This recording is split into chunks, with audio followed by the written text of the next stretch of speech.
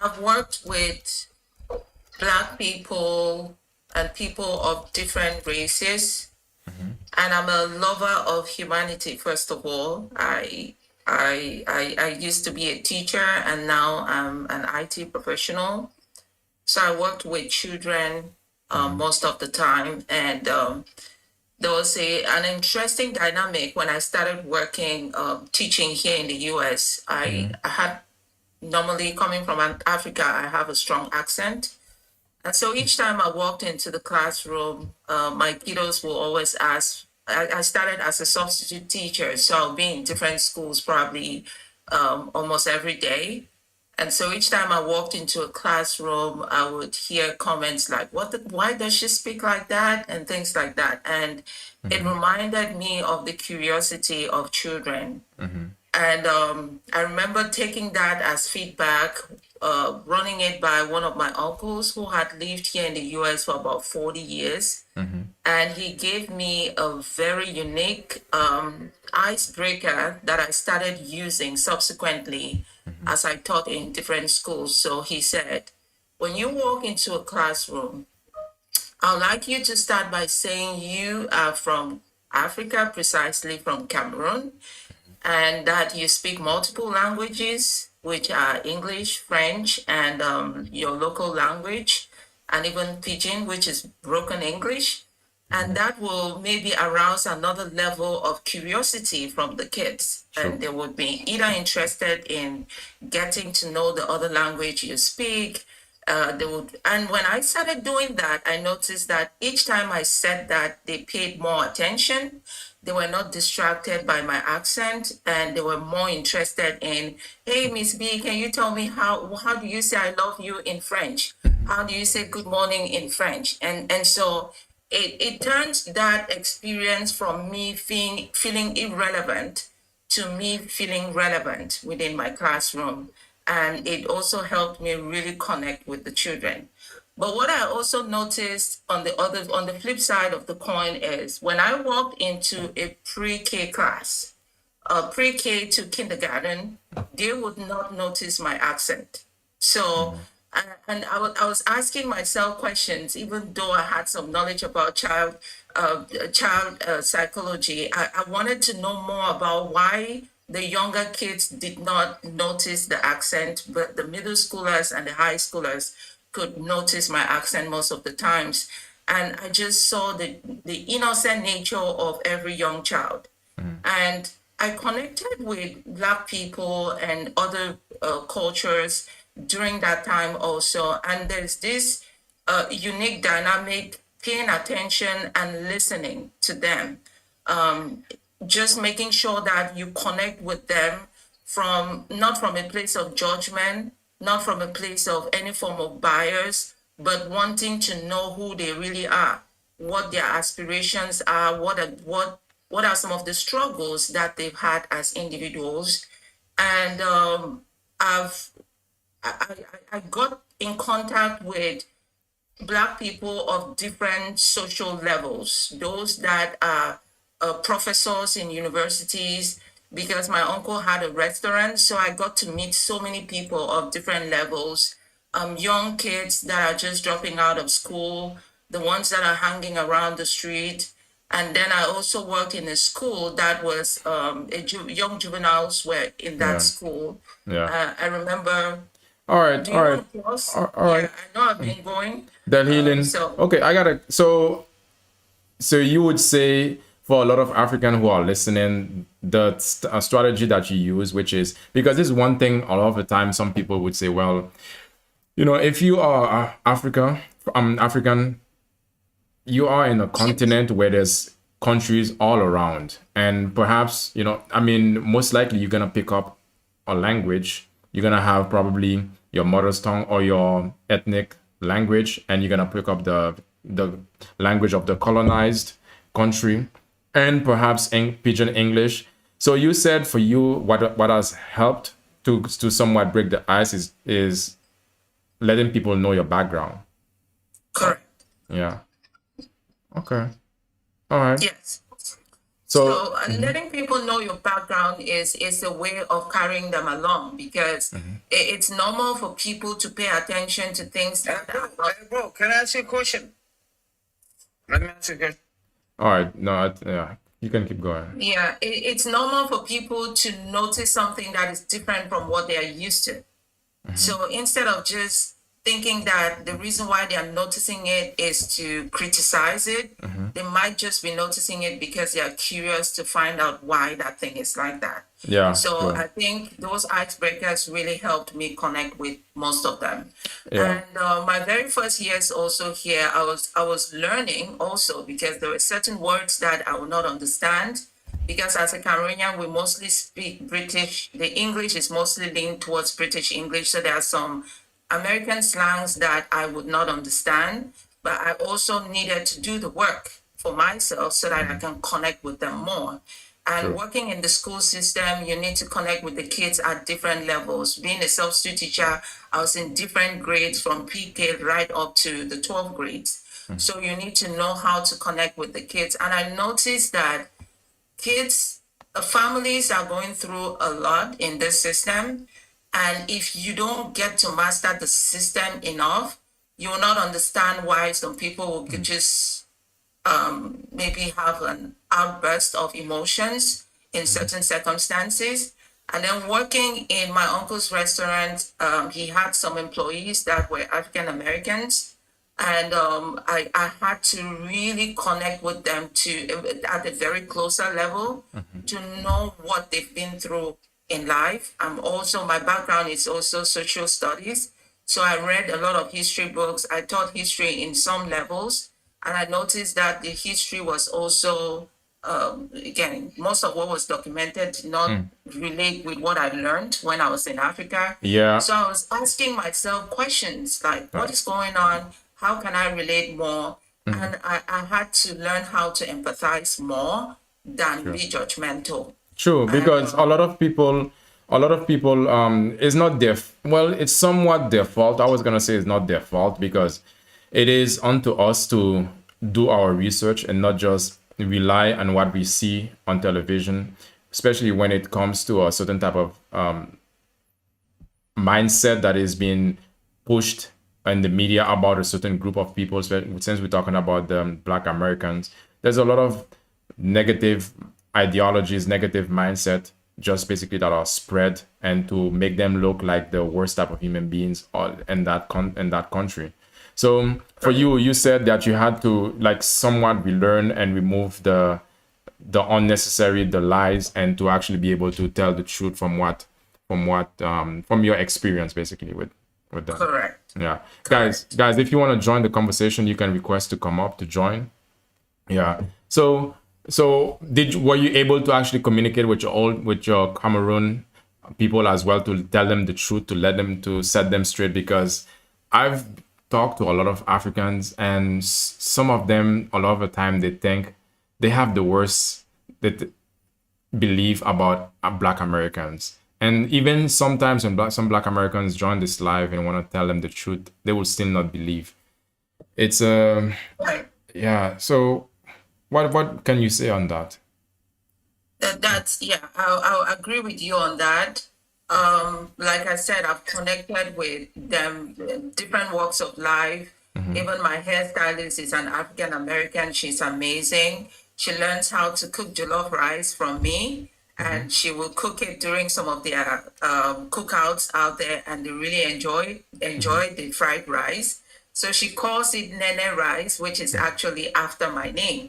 So these are the levels of different connections that you can have with people of different races. I think if I had an opportunity to give to say one thing to my African American sisters, I will first of all call them queens because they are first of all very beautiful. Right. They are naturally yeah, they are naturally endowed.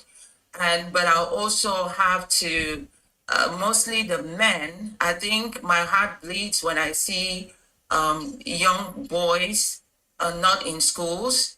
But again, I cannot blame an individual for it. I've been in conversations where the parents are being blamed. And as a parent, I know that parenting is something that we all learn. Nobody came out here with a perfect manual on how to parent children. We're all trying on a daily basis. Some of us are parenting the way we were parented. Some of us are parenting from a place of trauma. Some of us are parenting while healing. And because of those gaps, some things will fall through the cracks. So I think to crown this all, I would say I approach every Black or African American. I approach them with a lot of compassion, with curiosity to learn from them and also share what I know, because I see some of them they are interested in knowing what is going on in the continent. They They are. ask questions about African kings. How does it feel like dating a man from Africa? They, How would yeah. they? Okay, Yeah. the healing. We can come back to you for a minute. Okay. If you find yourself just drop from the panel, it's not me. It's probably you or just the panel, just the app just probably put you down. But you can request to join again. A world traveler. How you doing, world traveler? World traveler, it's your turn. You have to unmute yourself. Guys, let's tap the screen. Let's get the likes up, everybody. Then I think he's not ready. Then we'll move forward to Basiba. It's your turn. Okay, so thank you very much, host. Personally, I think America got attracted because of Black people. Okay, because if we are being honest, when people hear America, it's Black culture that comes in mind.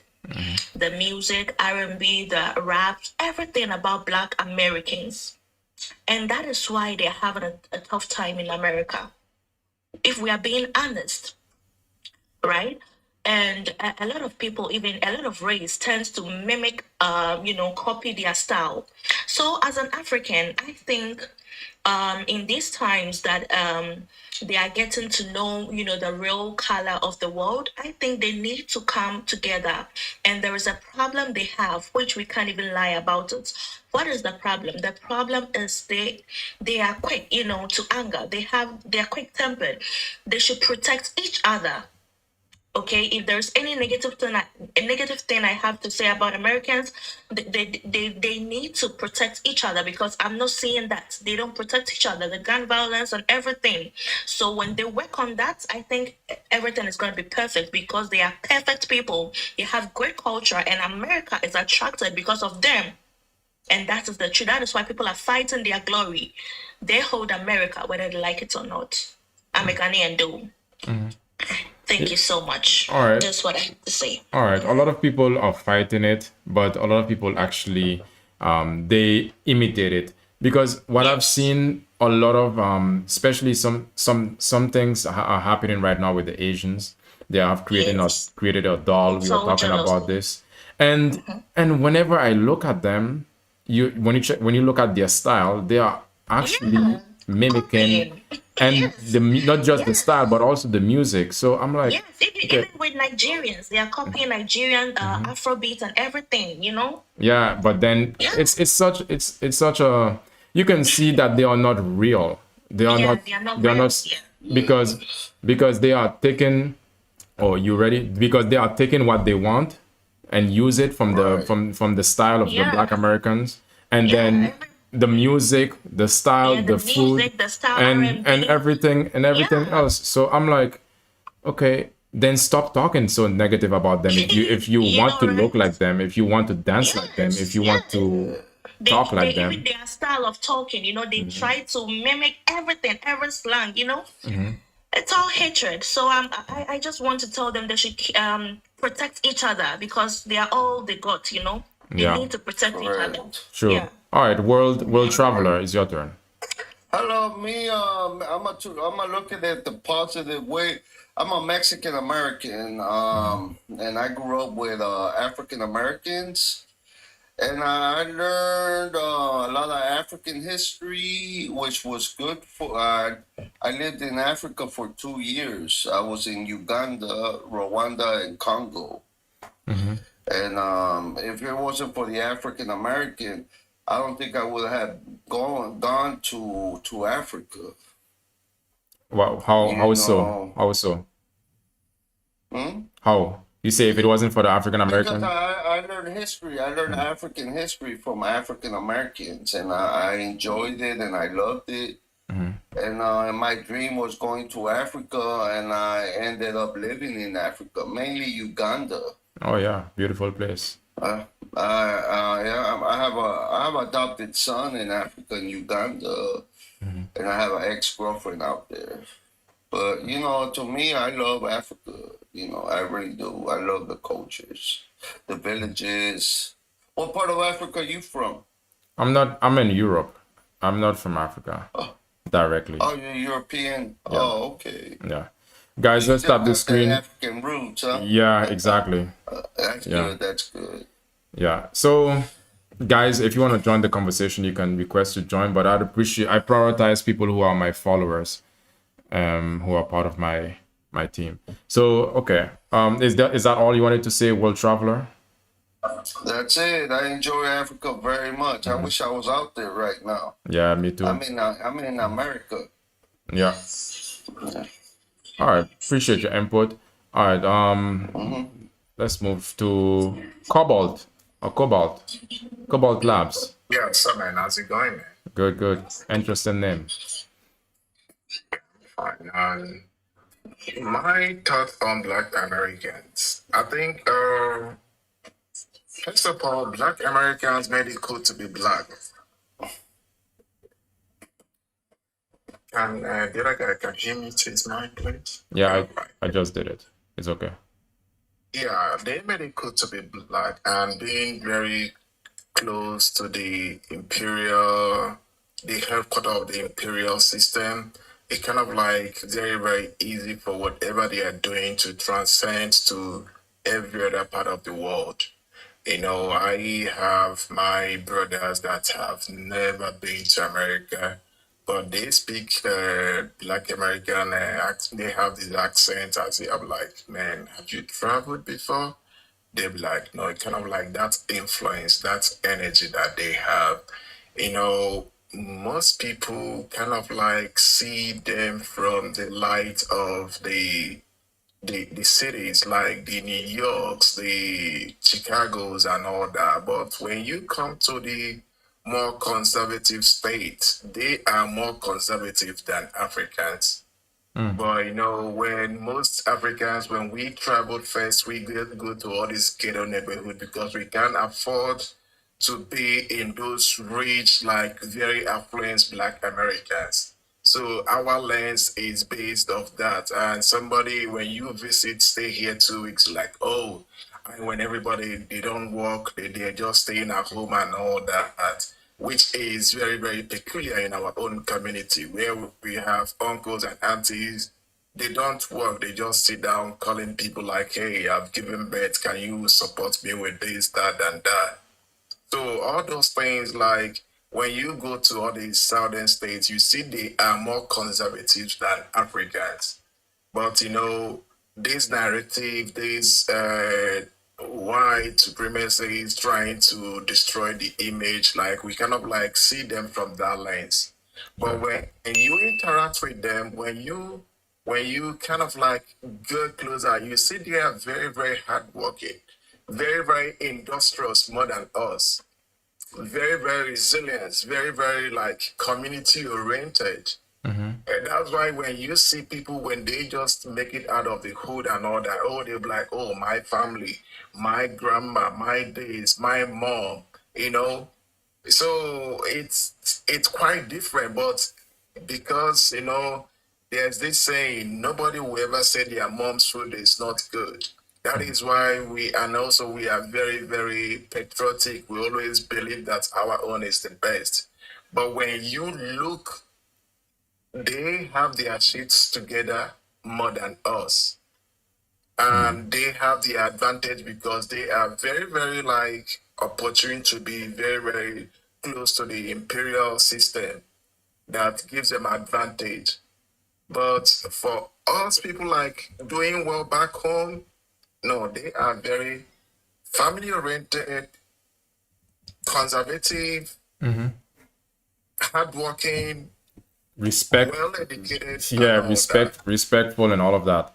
So I appreciate you, Cobalt, for your input. That's why sometimes, I mean, in all culture, it is easy to highlight the ones who are doing the most trouble or who are causing the most problems in the culture. It's easy to highlight them and to say, okay, this is the entire culture in itself. But I find a lot of the time when it comes to the Black American culture, they don't. A lot of people don't understand it. They just want to label it and demonize it. Blackton, Blackenton, how you doing, Blackenton? I'm doing well. Thank you for having me up. Yeah. So, I appreciate some of what I'll just say this, and this is me as a Black American speaking. So I do want to say, if this is not the perspective you're looking for on the panel right now, I totally understand, and you can drop me because I know that's not what the prompt is actually asking. But I I think the understanding of us being so close to being to the Imperial Court, being quote unquote protected, is a little bit misunderstood because we're protected from certain aspects, but we live, Black Americans live under apartheid. Our countries are, I mean, our states, our cities are gerrymandered to hell. Our votes are, and gerrymandering specifically is the devaluing of our votes through breaking up the communities when it comes to what districts and things as far as representatives. One thing that I think that I appreciate what Cobalt was saying was about the perseverance that Black Americans have had to go through in order to get to this point. African, I have nothing to say to you because I don't think looking at your profile picture that you have too much to say on this conversation. But anyways, like I think there's a misunderstanding about what proximity gives us. Like for example, Black Americans are the only community in America that the United States as a military has ever dropped a SPOM on, with the move bombing in Philadelphia. Like there are certain privileges that come with not being part of the outside imperial destabilization process, but those same levels of comfort are not really realistically afforded to us, and so that. And but one thing too, I don't like the only thing I didn't like about what Cobalt said about like us being more industrious than them or working harder. It's because so much of what Black Americans pull from was about perseverance through assimilation of the cultures of all the different parts of the diaspora in Africa, and being able to create a culture out of survivorship. And so, like, a lot of us miss what was lost, like, or a lot of us miss that connection and that understanding of the culture that was taken from us. Because, and when I say miss, I mean, like, there are parts of the religion and the culture that I want to be more in tune with that I don't feel are appropriate because I don't have the history and the knowledge to be in tune with it because it was robbed from us. okay. All right, appreciate. That more is where we can like really heal the diaspora, is where it comes from, looking to understand the differences and also where we come back together instead of it being about who has it the hardest right now. It needs to be about what is hard for us and why, and what do we need to do to come together in order to overcome it. All right. Because If you okay, all right, all right. anti-blackness in Black, our export. if you would answer this question then for you, because you've mentioned some of the things that you miss in your community and your culture. So, what would you say are some solutions that can bring you guys together, or that can be somewhat a solution what you guys are looking for?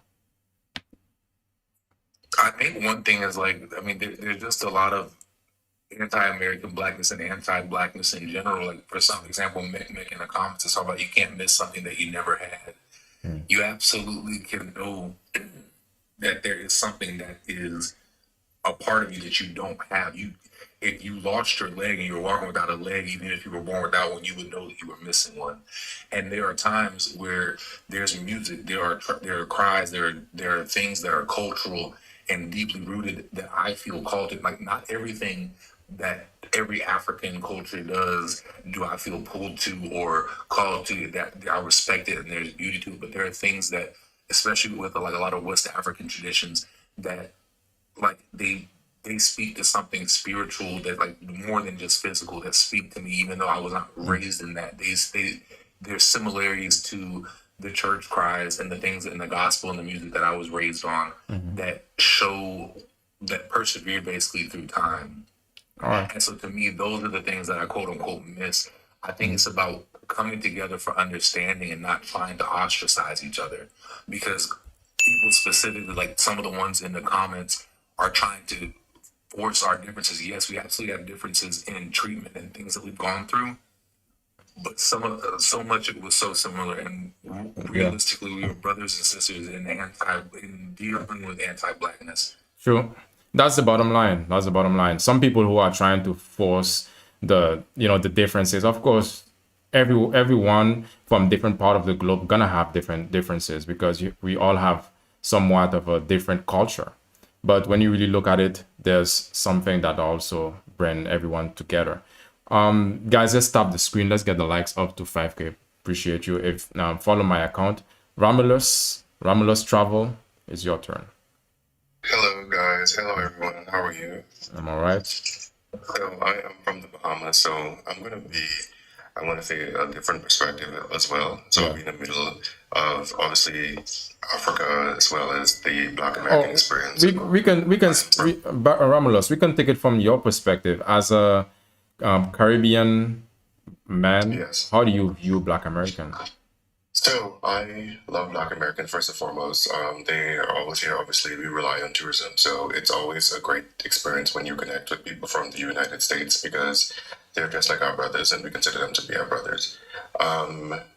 Sometimes there's a divide, and I feel, and it's just my feeling, and I guess some other feelings from the Caribbean, they tend to want to separate themselves from every other Black experience. And then sometimes for us, especially being from the Caribbean, we rely heavily on our ancestry. So what we pretty much do is our pride is based on knowing the fact that we are African by heritage. So of course we're not African today, 400 plus years later after everything that happened, but we rely heavily on certain cultural things that connect us there. So Blackington mentioned like mourning and certain traditions, African traditions. Believe it or not, it actually strongly survives here in the Caribbean. So the music, the food, the culture, we were taught from grade school that it is tied directly to our African heritage. I think that's sometimes what Black Americans tend to not experience, that deep-rooted connection and closeness to that. So even up to today, our culture, I'll use one of our local traditions, which is called Junkanoo. That's something that's celebrated the day after Boxing Day. It has African traditions, African roots, and that's a big part of our history. So we don't lose those things. So what I don't like about sometimes when you connect with Black Americans, like I said, I love them, they tend to separate that and they don't want to be connected to it. Of course, some do, but it's always the conversation of, no, we're our own, we're our own, we're our own. And then in the same tone, they want to say that they missed it or they don't have it or they didn't get to experience it. And then for me, it's just like, I'm not too sure where that not wanting to be connected to that African history came from. Yeah. For some of them. And So, sorry, Yeah. go ahead. I've heard some even go as far to say that they are not African. Yes, so I was speaking with somebody in Atlanta in January, and we were both Black. Like when you go to the US, nobody knows the difference, you're all Black.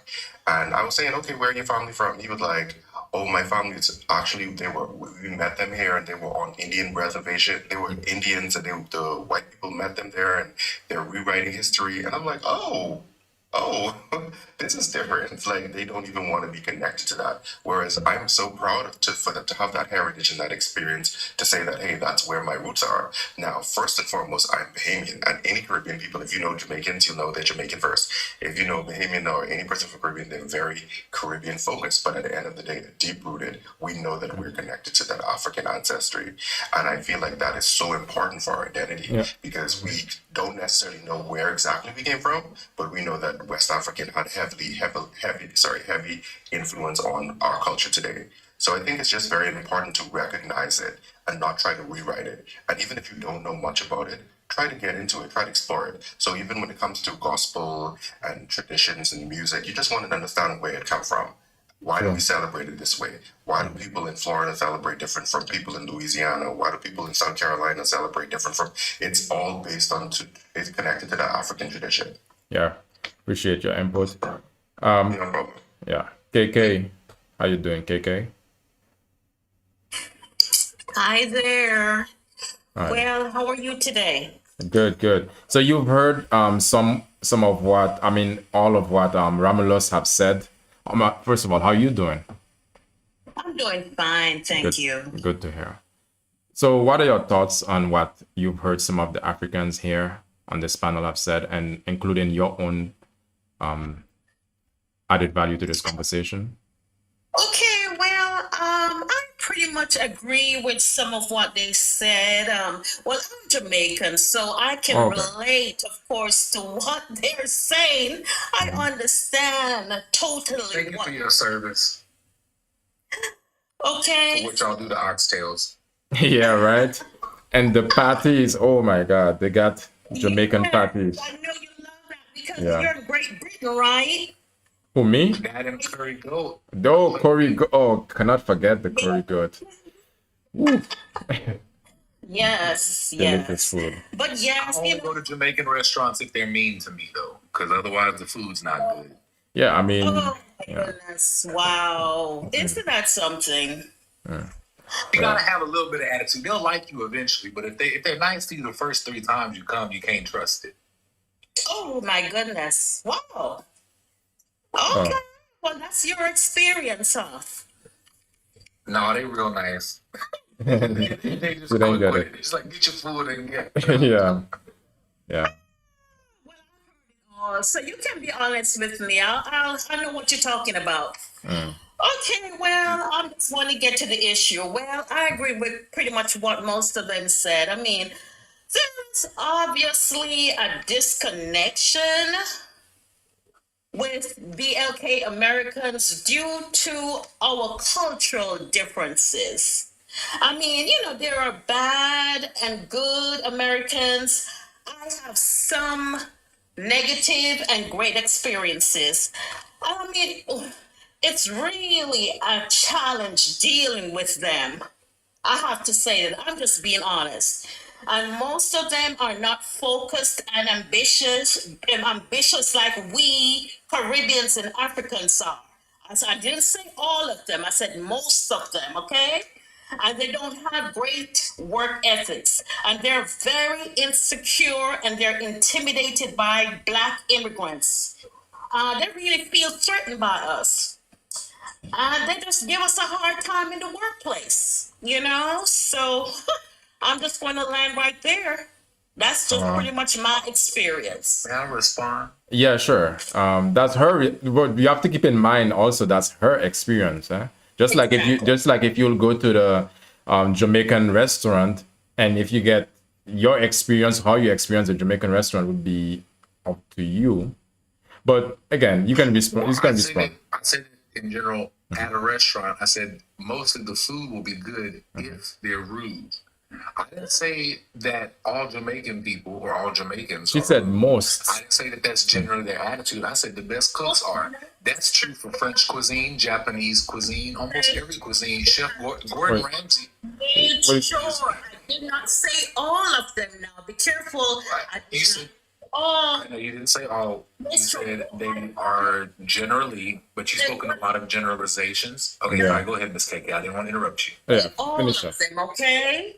Because I in the beginning I said I had some bad and positive experiences with some of them, and that's very few. Okay. But see, but Oh, you did say most, all right. You said most. and that's why they're in the comments mentioning Yeah. that you said most. You of said them. most. But okay, all right, It all right. tends to be- Blackie, Go ahead, let's okay. What is it that you've experienced with some of them that make you say that that give you your worldview of them, of the Black Americans? KK. It's just the way they treat us as immigrants in the workplace. They will just snitch on us over little petty stuff, and they will fabricate lies. to give a negative light about us to our supervisors, just because I worked in a law firm for a long time, and I mean, it was just crazy what we had to go through. And it was you. It wasn't Sarah or Jennifer doing it to you. It was the black folks. Well, sir, you see, that's what I'm talking about. No, I'm just saying, but like, what position of power do other black people who are technically your peers have on you? And as far as like you say, if they're telling on you, then there are things that you should be able to.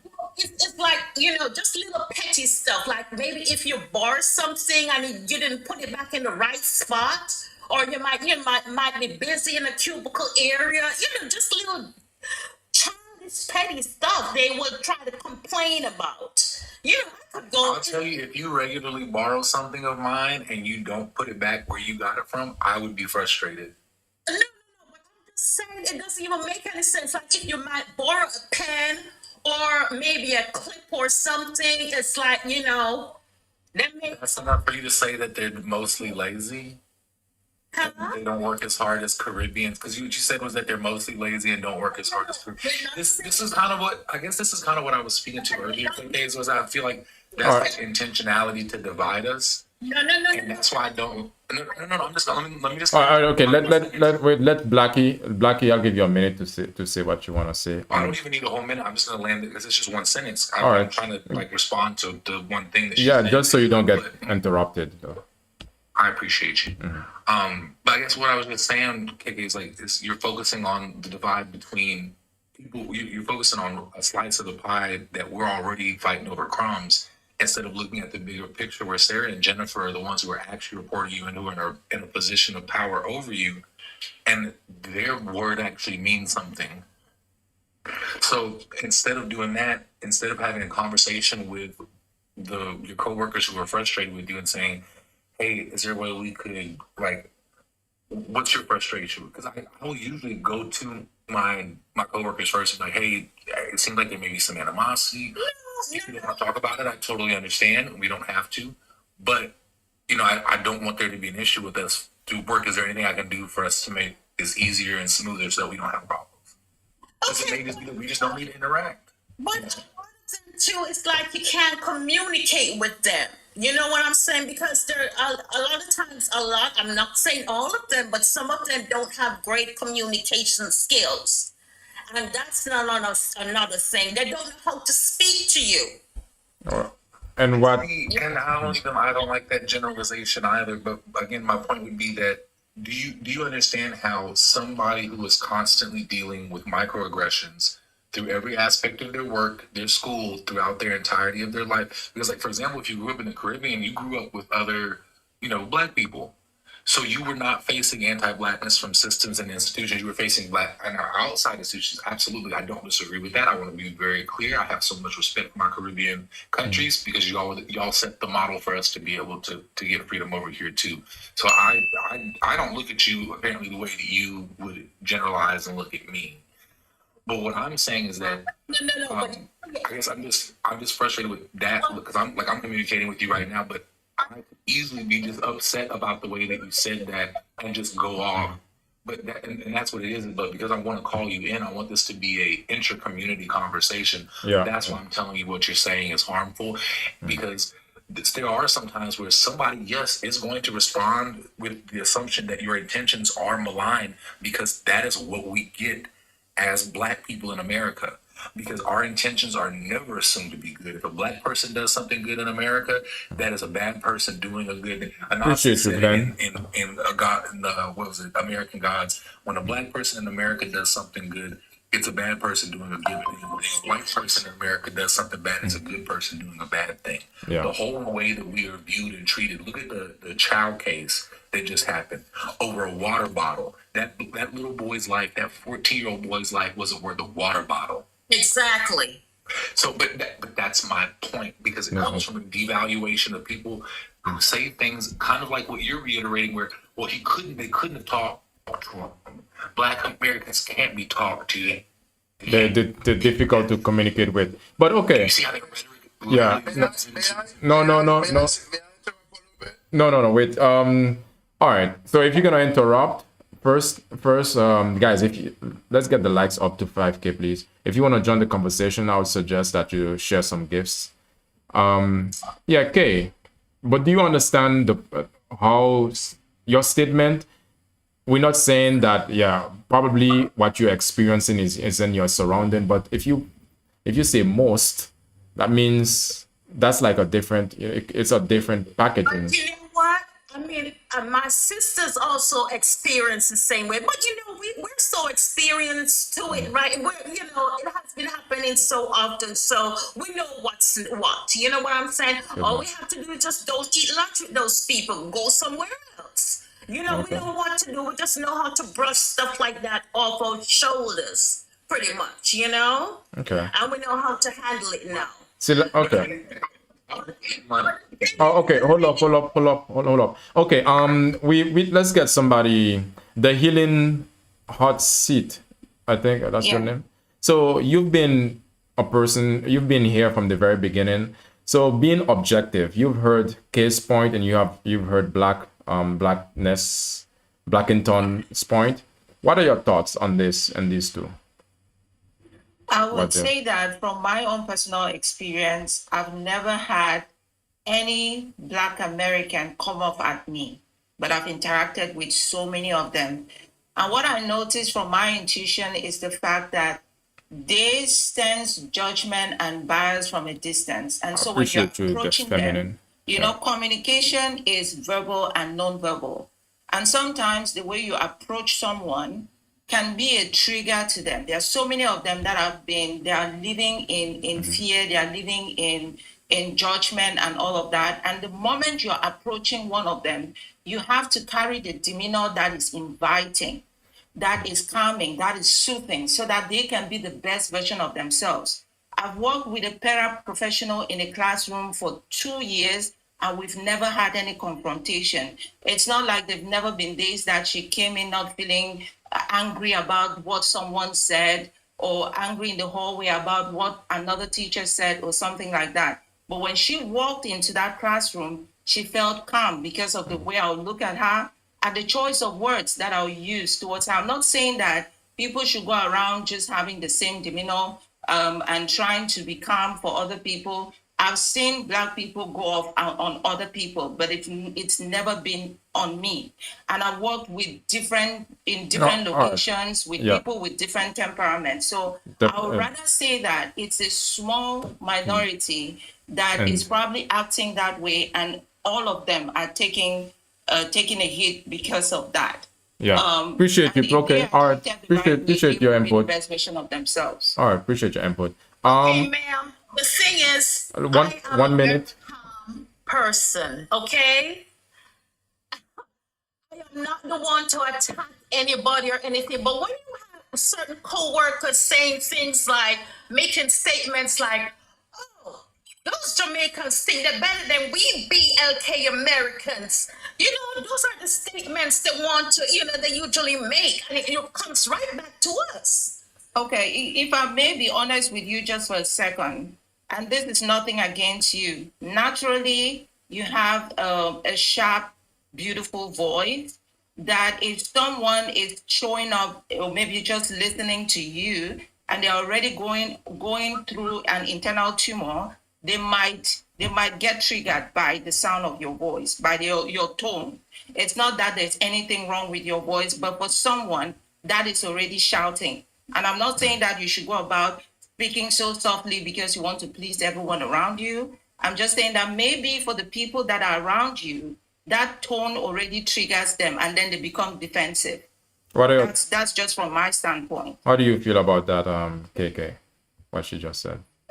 Okay, she's saying that my tone is offends them. It's you know. No, it's like no. She's saying your tone may be offensive, or basically some people, you know, when it comes to tone, sometimes it's not what you say, it's how you say it, and you can, Oh yeah. yeah. Right. So maybe, She has a maybe, sharp tone, Yeah. which is very audible and nice. To me personally, again, I've done a lot of healing work, so it doesn't offend me. But for someone who is going through a tough day has never really worked on embracing the uniqueness. Every other person might trigger them just because you're loud, your voice is sharp.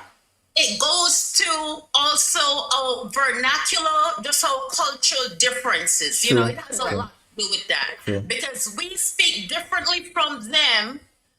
You know, I mean, of course, they don't speak like us. Their accent is completely different, their vernacular.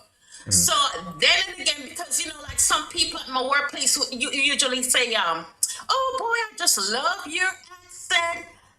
Some of the BLK people that will screw their face up in a million and one directions. But is that because we have to understand?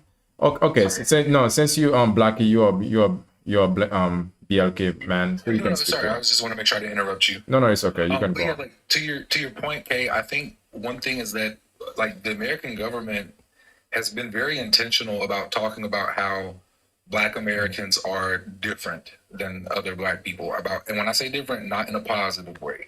They're literally like the first media that was out in this country, and I think it was like in the world specifically, was a movie about how Black men were gonna get your white women. So I don't know why that was funny.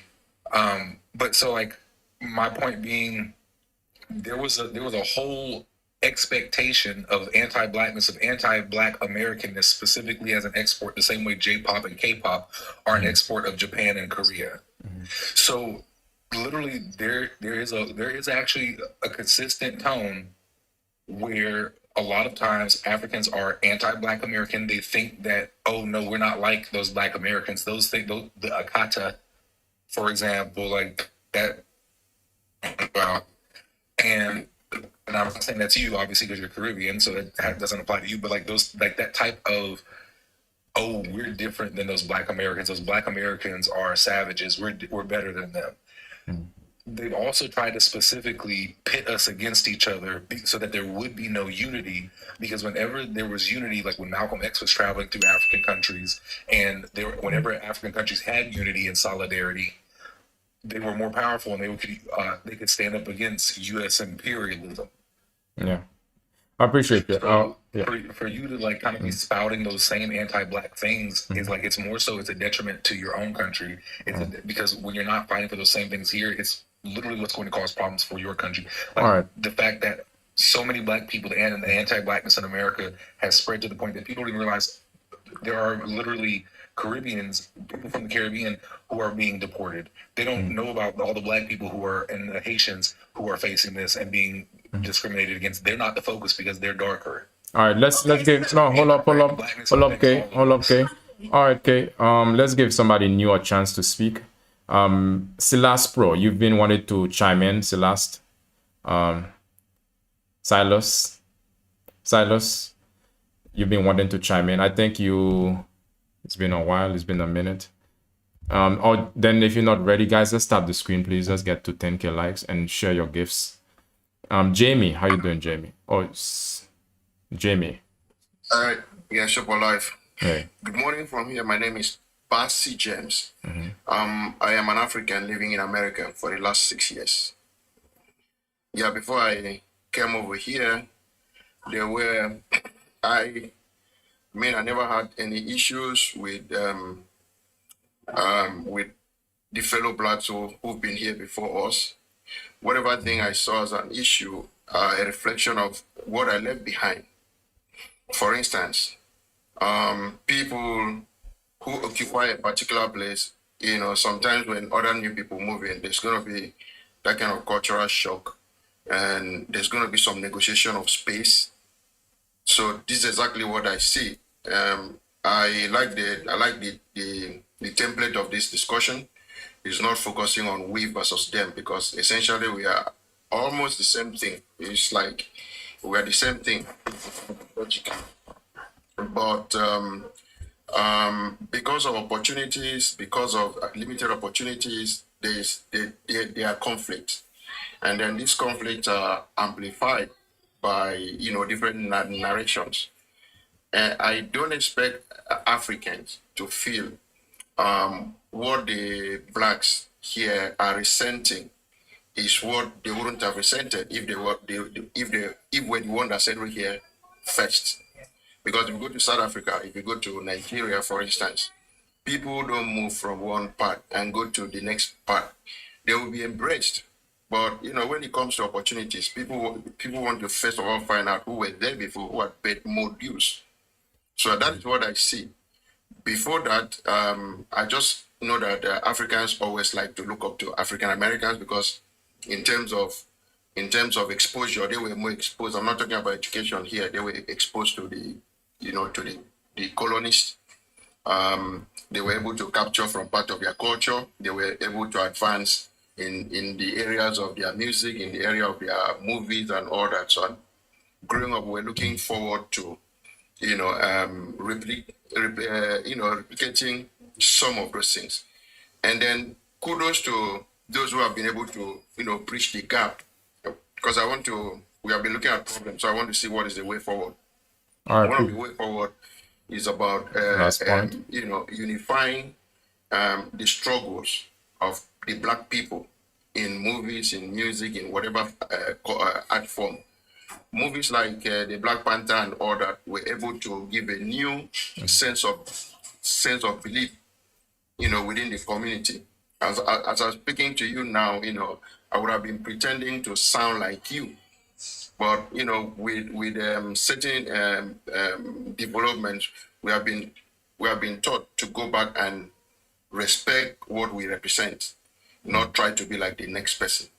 So I think the way forward is to create, not just from here, even from Africa. Africa is a very huge base, and they have some of the movie cultures. I expect them to also create movies, tell this story, embrace their brothers in the diaspora or their blacks in America, their lost brothers in quotes.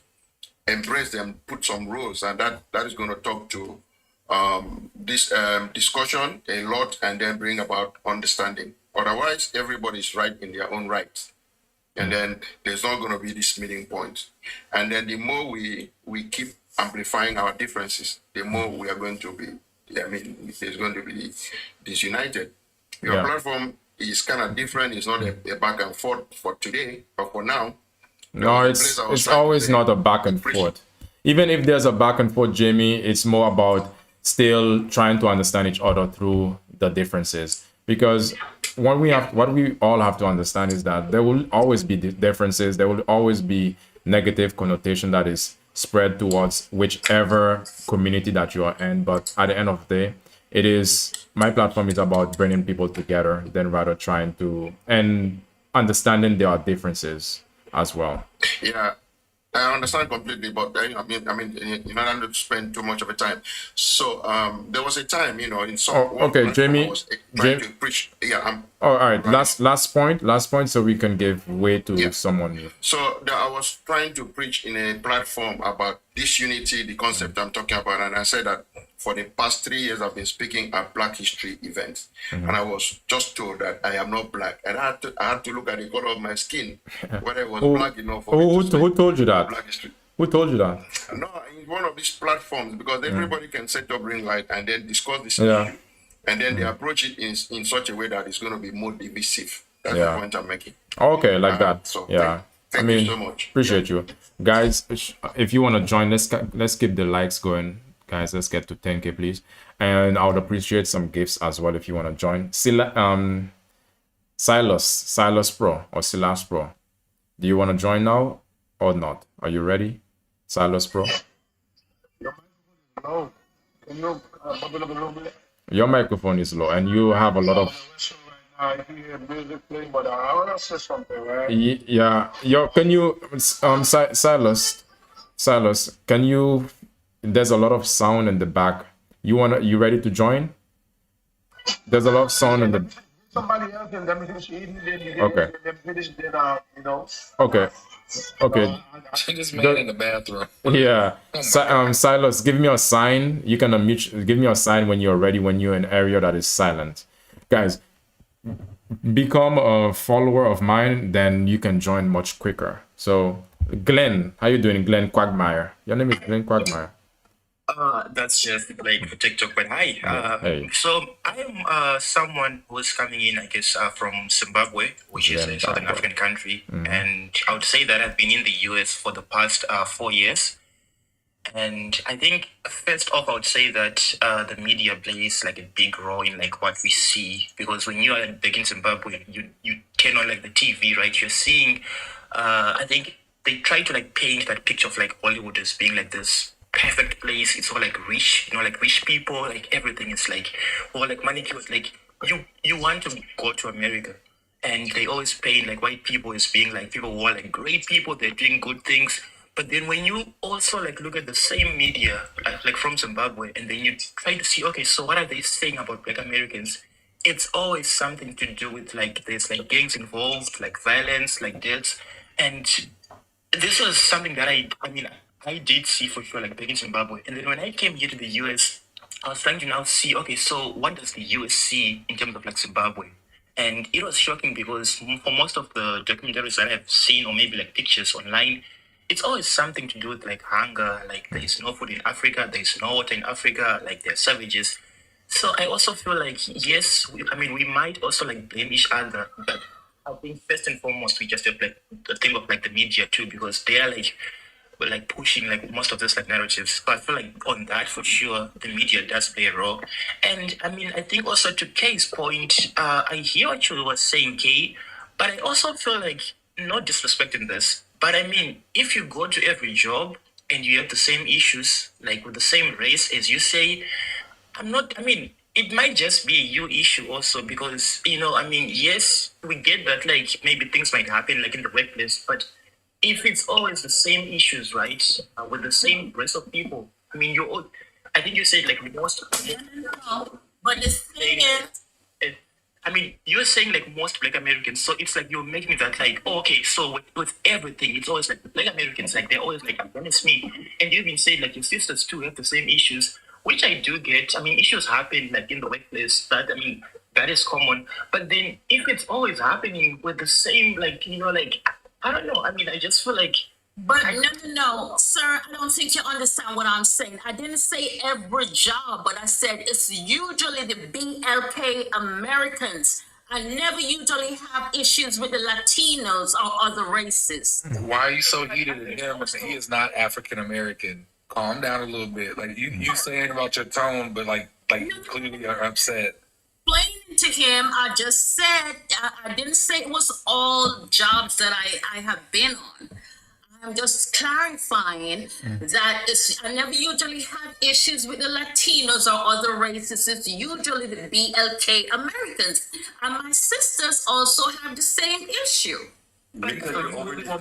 Jennifer and Sarah were not dogging your ass about you having oxtail at work. I'm sorry, ain't no way, because I know the first day that you microwave some curry goat that you had, them girls was pinching their nose and throwing a fit. Meanwhile, we were asking for a bite. So I just don't see that similarity and this antagonism. I think that you saw that you were sharing the same plate as African Americans because they tried to make a. All right. And also, Okay. Hold up. It's a good portion. Hold up. All right. Let Kay say a words, and then Glenn, we're gonna move to you, and then we do the next person. Okay. well, I think it's really hard for him to really comprehend what I'm saying because he is a BLK American. But I'm definitely not lying about the whole situation. My sisters experience it. I also experience it. But And, Kay, let me ask you something then. So if you are experiencing it, then what would you suggest is a solution for you to not experience this anymore? But you know what, though? It's like we try, but it's like you can't win with everybody. It's like there's still HATEU for some reason. Sometimes even in the public, when you go to the public and you're in a grocery store, and, you start talking to the cashier or whatever, and, it's like, it's a long story. It's somebody from Zimbabwe called you out. Yeah, Still it's pointing Glenn. back to me. Yeah, Glenn is from Zimbabwe. I hear you speak that begin to TEU for some reason because they know that your accent, your vernacular is different from the mainstream society. We do get that, K, right? And there's someone from Zimbabwe too. I mean, as you can actually hear, I do have an accent too, right? But then I would say that I've had like issues, but it's not been with like the whole like Black American people. It's only been maybe with like one person, that I met, and I mean, I addressed that, and I don't know, but I just have an issue with, I think the way you're saying BLK or like them, I mean, if you've maybe seen those like racist like videos like on TikTok of like white people, they say the exact same thing. It's like them people are like you're doing the same thing, I guess. So I mean, I feel like I have an issue though like with that because I think it brings out this like bias that you have, and yes. I mean, coming from like Zimbabwe, right? I guess we do also like have like those biases because from what we're seeing from the movies, right? We feel like, okay, maybe, I mean, like when I get to like the US, I'm gonna make it. I mean, I'm educated, so already you have like a head start, right? Like in life. But we also need to think of like, okay, so for me to be like in that, like maybe Tennessee, like Knoxville, right? Or like whatever, right? Black Americans made it possible for you to be here because they are the ones, right? Yes, I mean they did get help, but also think of like the civil rights like movement, right? That made it possible for like us immigrants to like move into the US because without that, right, I would still be in Zimbabwe, Okay, maybe another. Hold on, Kay. I think Black was also saying it. Maybe a new point of approach could be whenever you're experiencing this type of behavior from the BLK is to have a conversation. Probably ask them like what's right now with the everything that's going on and this whole immigration crisis. I mean, it's just getting from bad to worse. I mean, so right now, my sisters and I have been pretty much, isolating ourselves. You know what I'm saying? It has gotten to that because we when we go into public, it's just best not for them to hear our accents or anything. Okay, wait, somewhat, hold up, Glenn, somebody was talking about accent, the healing hot seat. That was me. Yes, remember can you reiterate what you were saying earlier, because can you tell your story again? Just keep it short, Yeah, please, two minutes. My turn. You're gonna have a turn. I'll be brief at turn. Yeah, be brief. So what I shared earlier, again, most people were not here when I shared it. I am originally from West Central Africa, from Cameroon. And I moved to the US 10 years ago. And my first job was, I was a substitute teacher in a school district, one of the city school district. And when I walked into the classroom, each time I walked in, the kids will be like, why does she speak like that? And I started feeling a little uncomfortable with that comment. So I went back to my uncle, who had lived in the US for over 40 years. So he gave me an approach, which was like an icebreaker that I could use each time I walked into a classroom.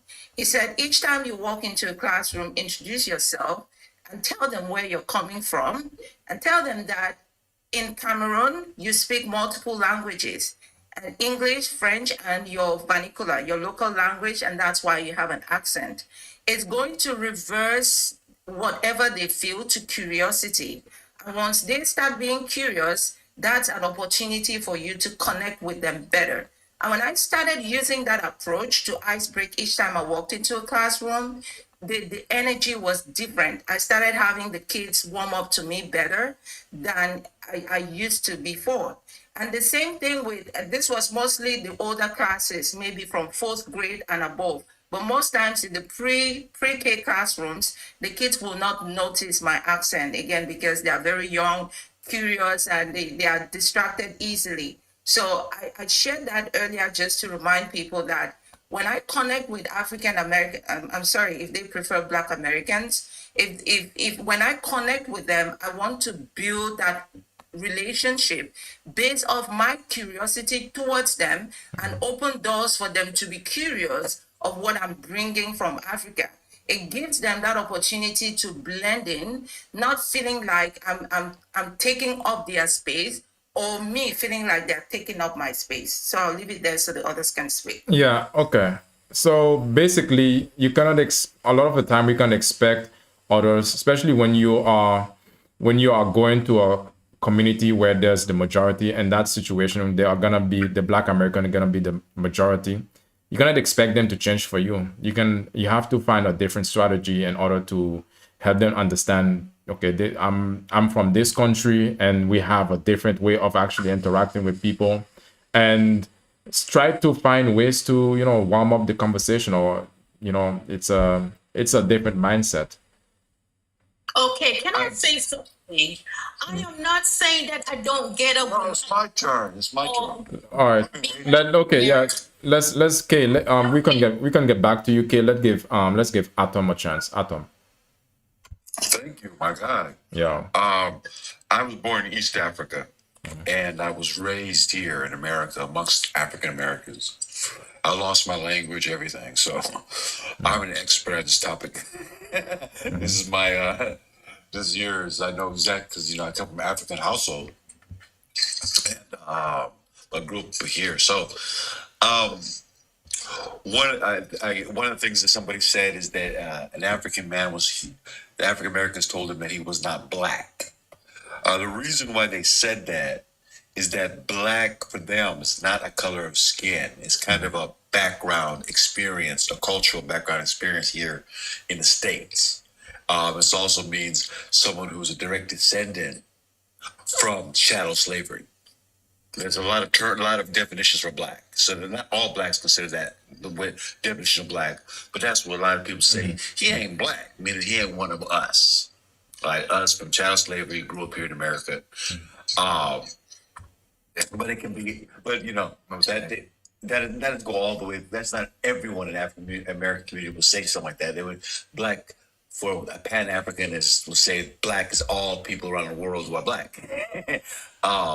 So, but there were two definitions of black. As far as K, out of all black people in the world, Black Americans have the most respect for Jamaican accents.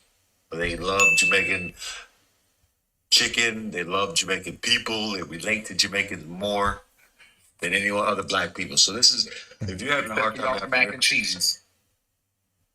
What's that, mac and cheese? What was that? I said except for their mac and cheese, their macaroni pie. I can't do that. Okay. Yes, they have a kind of a respect for Jamaicans more than they do Africans. I can tell you that. So if they don't like you and your family, it's because they've talked amongst themselves and found you offensive. And we all here in this panel feel like you're being a bit over defensive as well, sister. So we just got to learn how to hone it down a little bit. If you get a chance, you can reform your reputation amongst them because they talk amongst each other. So as soon as your reputation gets down as someone who's defensive and flashy, temperament, whatever. But I can tell you from a Jamaican, as a Jamaican, I can tell you no African Americans how they think. They love Jamaican. Well, the last observation I like to tell everybody is that African Americans have been told over and over again, one way or the other, they're less than everyone else. So they have a deep insecurity issue. So the thing to make them relax is to somehow, some way, in your body language, your tone, whatever it is, to know that or even what you say, that you do not look down upon them. In fact, you admire the culture, admire the music, and all that, et cetera, so forth, their history, but they're automatically assuming that you're looking at them as an inferior class, So they're automatically going to have a defensiveness ready to retaliate on any indication of a little slight jab that they're less than. They feel secured up because of the messaging, but also their economic status. They're frustrated because of some of their communities, the poorer end of the communities, are not advancing. There's a lot of different variety of reasons. Education levels. They can come from a long string of substance abuse as well, or whatever it is. Yeah. Yes. Yes. That's insight. Atom, that's insight you are giving in right now because for you, you've been able to live in both worlds. You didn't just grow up in the Black American community, That's but right. you've been, you clash, but at the same time, you have insight and understanding. So, Right. Yeah. They're very, yeah, that's the number one thing is they just feel a sense of inferiority and security. You have to kind of give them a little bit of sign and say, I don't look at you that way. Relax. Now, youth culture is a little different. Hip hop youth culture, they've got a lot of validation for who they are because they're the hip hop community. Those who got those dreads and the walk and the clothes, and then they have a pretty strong self esteem. They don't look at themselves as unequal, but the majority Can of I say African something to Americans, that? yeah. I don't. Because I would say I don't really like that, and I think that maybe some of the way you worded that might be. I think it's the word in black. I think it's the wording. Yeah, I think it was wording, maybe not intent, but I'm gonna clarify the wording because Sure. what you said means something different than maybe what you meant. You say about the sense of inferiority. No, it's a sense of pride from having survived essentially a 400-year-long Shmenicide. The fact that we were able to persevere and keep aspects of our culture and keep our humanity and survive through all of that, through child slavery and breeding farms, to me, that specifically is more so what that is. That's not inferiority. It's a unwillingness by anybody who would disrespect our contributions, who would disrespect the aspects of what we've had to face, and the fact that we are the descendants of survivors, and so many of them didn't get to. So yeah, to me, that would be calling it inferiority is not that. It's what it is it's saying you will not disrespect the effort that it took for us to get here, and you will not disrespect us because we've worked too fucking hard to get to this point to allow anybody to play in our face. And if we think you played in our face, you know what? Maybe we overassumed. But a lot of times, it's those microaggressions that build up because people refuse to acknowledge it. And when you microaggress a little too close to the sun, sometimes you fall down. That's another insight, Atom, because I think it's more of the wording. No, wait, Silas. I just want to respond. Yeah, I agree with sure. you that it would be the positive way of how you perceive African American history. It's a story of survival and grit and determination and perseverance. That would be the way you would, and that's the way you perceive it as well. That's the way I perceive it.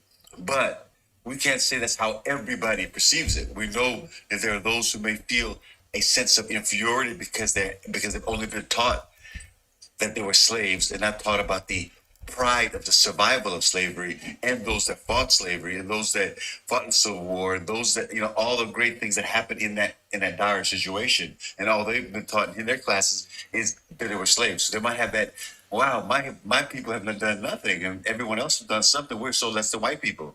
And here comes these Africans looking at us like you ex-slave, you're nothing. But they've been taught wrong, thinking that all African Americans ever contributed was just they were just subject to slavery, and that's it. That's who they are, and look at how they live now. They're an inferior people. They are, and so those that have that kind of mentality is the issue, and so they can make it a bad scene for an African person who has a positive outlook amongst African Americans, but he's dealing with those who have that kind of inferiority complex, or who have dealt with Africans or others who have that kind of perception. So you're battling. That's the battlefield that an African is dealing with when he approaches African American. So that's what I was bringing forth. But no, as far as my personal perception is, I see the grit of the survivors of slavery. I don't see the humiliation of slavery. Yeah, it's also wording is important as well, because you have to understand it's two different worlds. If you want to please someone, or not, maybe please is also the wrong word. If you want to connect with someone, it's best to understand, to listen to what they are saying that works for them. So pride is while you were talking, while Black was talking, pride was the word that a lot of African American or Black American were saying, that they feel more prideful, and the outside can see it differently, but pride is what would give you more of a connecting essence to, if you want to connect with the Black Americans. Silas Pro, you ready to? If you permit me to say this, just 1 minute, less than a minute, very quick. Yeah. It's my turn now, right? No, Silas, you can stay unmuted. You can stay unmuted. All right. So since, yes, you can say your last input, the healing hot seat, because I want to get some new people in as well. So Yes. Yeah. Okay, Wow. so you just hinted something. I was trying to look at the conversation in that direction. Given that we have Black Americans here, I think Black has been doing a great job giving us context Yeah. as to why they perceive things a certain way and what we should know, which I think is how the conversation should be happening. We cannot assume we know exactly why or how Yes. they perceive things, their culture, and all of that, except we give them room to communicate that to Point on her, us. man. Just point on her. That's it. No. Sorry, Yeah. except we give them room to communicate that to us. And I think from our end, or me personally, I think what I'm looking forward to is how can we make that relationship a better one? I don't think the relationship is really that bad, even though a few of us have had one or two bad experiences, but I think there's room for that relationship to be better. And for me, that relationship can only be better if I get to have more context about certain behaviors, what I see, what I observe on media. One of our brothers really gave some good context as to what is being projected on media. So if you don't mind, maybe at some point, let's pivot the conversation in that direction so we get into that solution mode. But thank you so much. I'll drop so that someone else can come up. I appreciate your input. Yeah, it is key to understand what you just said, because we can have different perception, but we have to be somewhat open-minded and be willing to understand and update the information that we've learned as well. Silas Pro, your turn. You wanna chime in, Silas? All right. Again, I want to start business right now. I'm making a little noise. Here's the thing, right? I don't know if you guys can hear me. But Yeah, we can hear you. Your volume is a bit low, but we can hear you yeah, nonetheless. I'm in the headset, so, and I'm gonna start business right now. Here's the thing, right? Okay. Bro, you gotta stop juggling pots and pans. Right? Yeah, Silas. I don't know. Give me a second. Let me go back outside the building. The building. Okay. Somebody else can talk. Okay. All right. Moving forward, let's give Zifa. Guys, follow my account. I'd appreciate it if you would follow. I did. Hi. Hello, hi everyone. My name is Zifa. I'm an African from Togo, West Africa. And yeah, so Beautiful I have an country. accent. I mean, we are colonized by France, so I speak French, Yeah. English, and my own dialect. So that's the accent. You know, I want to participate in this conversation. I was, looking around the TikTok street and I came across your account, and this conversation is very interesting. Something that I had to deal with and heal from, and so I think like I can also bring my perspective. Yeah. You know, they say in my country that when you go to someone's house, you have to learn the rule of the person's house. You are the guest in that person's house. So, you have to be the one going out of your way to try to figure out how things works in the house. Okay? Yes, it is good when you go to someone's house that they lay out the rules. But there's some rules, like there's not everything that you have to lay out. Like no one has a rule book where they will have, like there's some rule you just learn on the job, or you just learn as you go, even on the job, right? They have the SOPs, they have everything you need, but there are certain things you still have to have somebody show you or say, oh yeah, you know what, this is not in the SOP, but this is how it goes, this is how it works.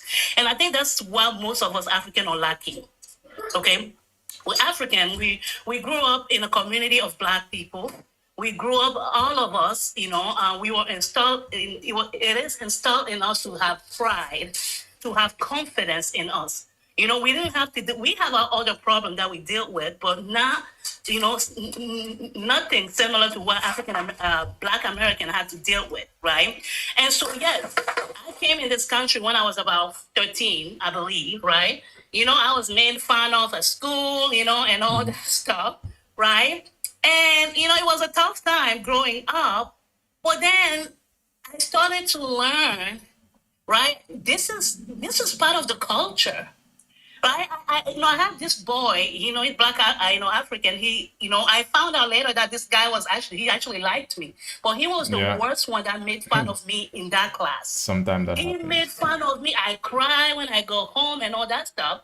But then found out later, I even talked to him later after we, college and all that. So, I used to like you.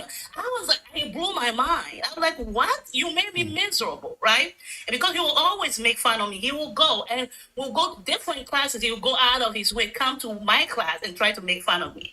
And that was different, right?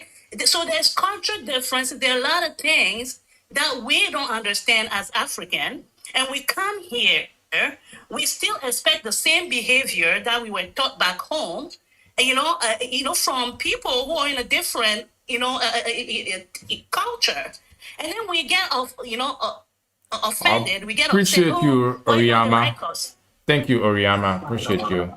So, right. and we get upset. So I'll give another example, right? What I do and Well, what now have you're talking about what I now I learned. can talk now. Before you move Okay, on, can I I just want to finish? no, I'm not. I'm just what you said about the clowning, the insulting. Yeah. That is so true. They call it playing the dozens or capping or clowning. Or Survival banter. mechanisms African Americans have used to survive the torturous Exactly. experience here. It's Yeah. comedy. It's comedy. Yeah. Comedy is they love comedy above all things. Above all things. Exactly. Yeah. And I mean, that is number one. All right. Let her finish. Let her finish. Atom. Americans do a lot of roasting here. Yeah, it's a cultural thing. They do it a lot. Okay, can I? Yeah, I don't want to. I don't want to lose my train of thought. Yeah, go on. Let her finish, Okay, guys. thank you. No, so that so it's up to us really. Okay, there's a feedback. Okay, sorry. You're good. So, okay. So, it took me time to learn that system. And also, sarcasm is not something that we have in the African community, most of the African community. Really? Right? Oh, interesting. Yeah.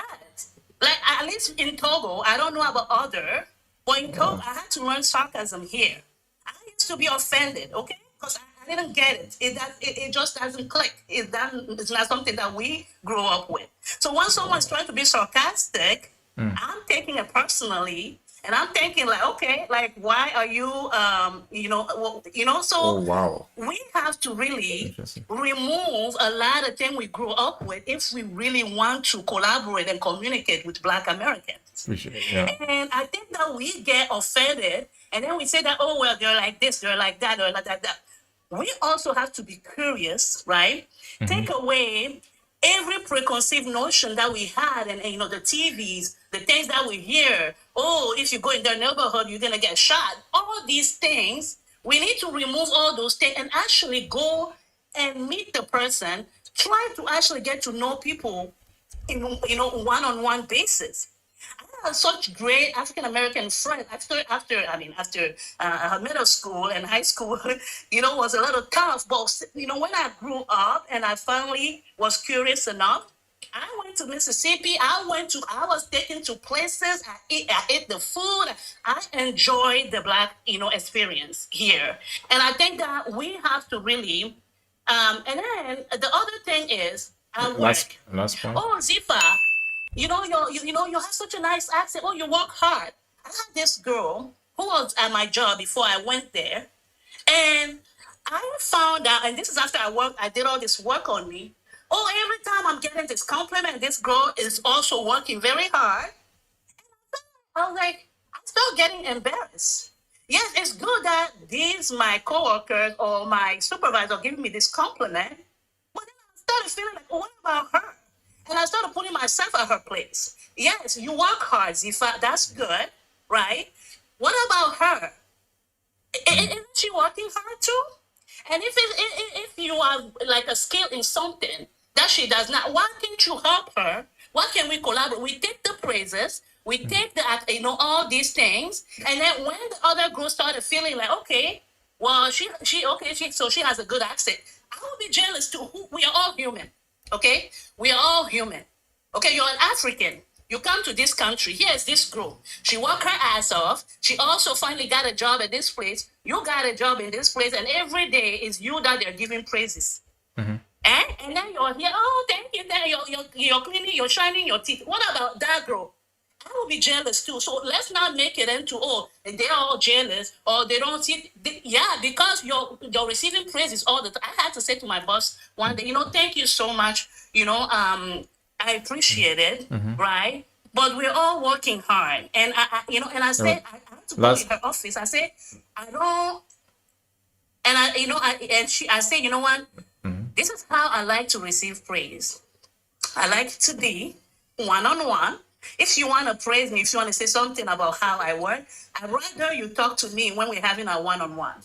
Last point. Shouting praises Last in point. front of people, and I did it purpose. I love hearing. Okay. All right. Okay. All right. All right. Okay, Yeah, Ziva. Okay, should I stop there? Yeah. We can get back to you. But For live, I'm up now. Man. okay, now you sound good. All right. Okay, Silas. Sure. We can get back to you, So Ziva. I'm back, and can I talk now? Yeah, you go ahead. Go on. As long as you ain't got no pots and pans behind you. Yeah. You were whipping. I gotta eat. Yeah. I'm going to market. I'm in market. You know they make noise, right? Oh, So, okay. Yeah. anyway, how you guys doing? Good. How about you? I'm great, man. It's been a little while, you know. It's been a while. You know, I'm not saying everybody point of view, Africans, and me personally, I grew up in America, right? I mean, well, I even know that I'm from Haiti, right? I was born in Haiti, and I came to the United States. I was 15 years old, and now I'm 55. You know what I mean? So count how many years I've been here. There was a time I was scared Haitian people myself, but I was connected to African American. You know what I'm saying? Yeah. Yeah. So I learned a lot from African American, from Black American, put it that way. There is, I don't want to use the word like everybody in the same category. I don't like that because there is Oh, appreciate you, Elisa. and bad in the hungry in every nation. This is the thing. With Black Americans, I'd say majority, especially the one who come yesterday, they don't know the difference. They don't because they haven't taught that. We live in a system, right? The system hates hiding things from them more than anybody else. Because we grew up different from them. Even though you're born in, I don't care where you was born at, if you come from another country, you get a different understanding than Black American. Yeah, appreciate Because, you. mind you, in 1960s, there was slavery in America. Now, I've been living here, Black man in America, I say because now I'm a Black American too. So I become the victim too in the system. But the only chance I got is because I was born different. I grew up in a different family. So now I know how to maneuver. You know what I'm saying? That's a difference. And so some Black American, they would say, man, I was 22 years old when I started my business. They say, man, wow, you come over here, they're going to give you everything. I said, no, man, they don't give us nothing. As a matter of fact, I had to pay for my green card. I had to pay $700 some dollars to become a U.S. citizen. Right? So you just don't know what we have to go through, but it's because it was different. But Black American started Wall Street. For those who don't know, I'm talking about the Black American started a lot of stuff in America. But what happened, because of the white man, the whitey, they destroyed them. And they make them like they're weak, like they're dumb. They're not dumb. They're very smart. They hide them. But it's because we live in a different society. We, for example, in Haitian and Jamaican, we grow up mostly in the black culture, or African, we go in the black culture. But them American, they grow up in a white man world. That's why they appear to be different. They got different experience than we do. One of the main differences is they have a matriarchal culture. And Africans, we have a patriarchal culture. Exactly. And that's a big difference. That's a big difference. All right. So, what the Wait, who fact got that a people come in matriarchal the country, culture? African American, African Americans have a matriarchal. Right, like they savage. No, these people were very resilient survivors. All right. Okay. All right. Silas, let's give. Hold on, Silas. I want to get some new people in, some new people who just send me some gifts. I'd appreciate it. Blackington, can you submit your last thoughts in this conversation? I want to get some new people in, guys. Yeah. No. I didn't say Atom. I say Blackington. Yeah, you can go ahead and use my spot. Thank you. So I'll say we're definitely not in a matriarchal society. Appreciate you. Yeah. Our women specifically are resilient. Women are extremely strong, and they've had to persevere through so much, and they have set the example. They've protected their children. They've been the foundation of our community. So in that regard, you could say it's matriarchal, but no, I don't think it is a matriarchal society. It's just the fact that women have overwhelmingly been at the forefront and like at the center of like the strength in that, Black women specifically. So it's not that we have a matriarchal society, because if you look at it, we have a patriarchal society. A lot of times Black men are really not acknowledging all of Black women's contributions, specifically towards a lot of the struggles, and then not addressing misogyny, misogynoir, and the things that Black women ultimately face, because they face the double-edged sword of both misogyny and racism. Yeah. So I don't really fully love the painting it as matriarchal. It's more that the women have had to be strong in the face of unmitigated violence.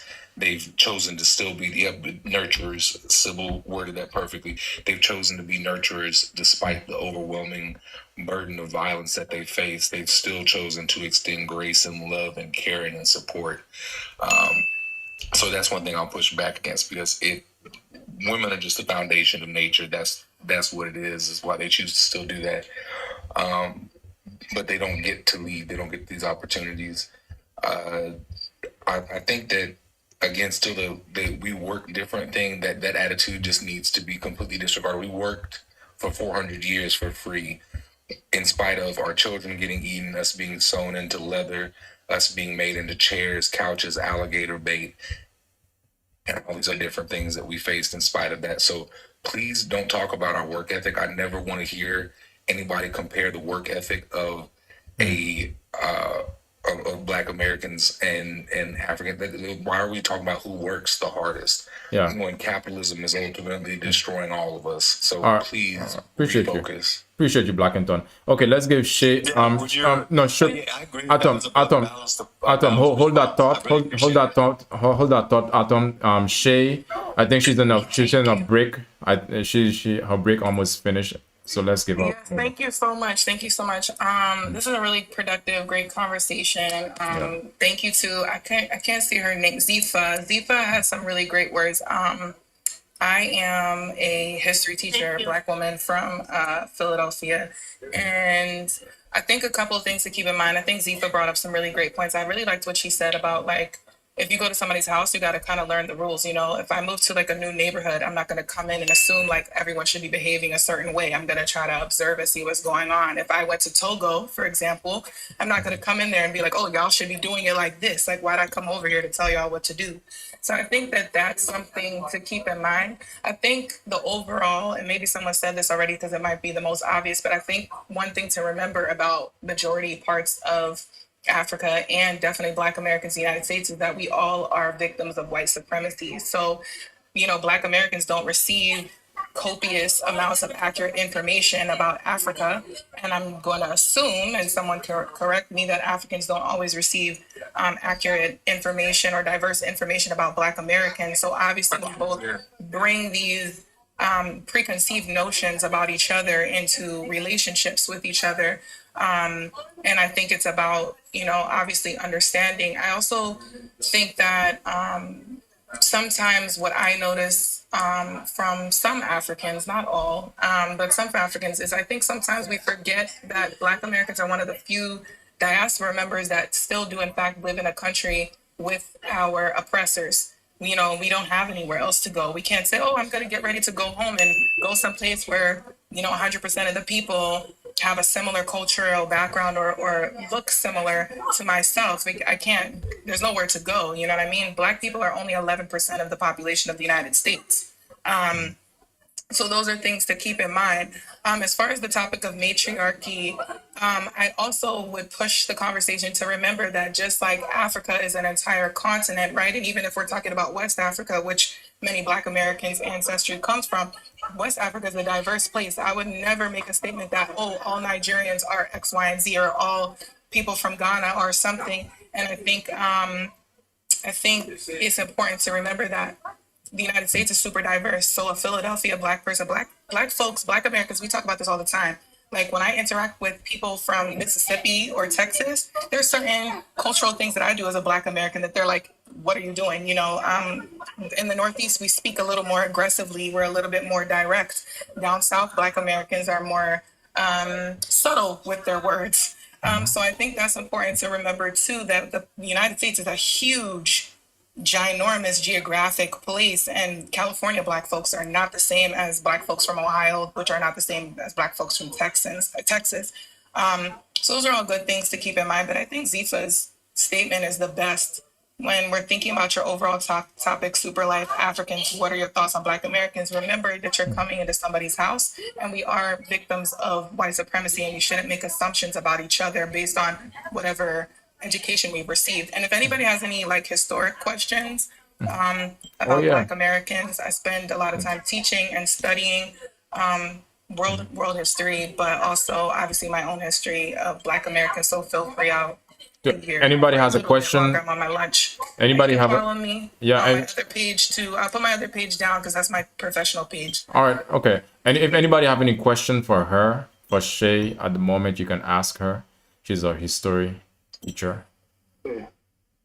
What do you understand about, for example, you said it's just some good talk about it. What do you understand the difference between African American and all the Black cultures? That's for you, Shay. You said, what do I understand about the difference between Black Americans and other members of the diaspora? Yeah. Oh, honey, I could write an essay on that. That's a big question. I mean, there are cultural differences between everyone. I will say, I think there are more similarities between Black Americans. You said, oh, dating? You said dating? No, I think that's a dating.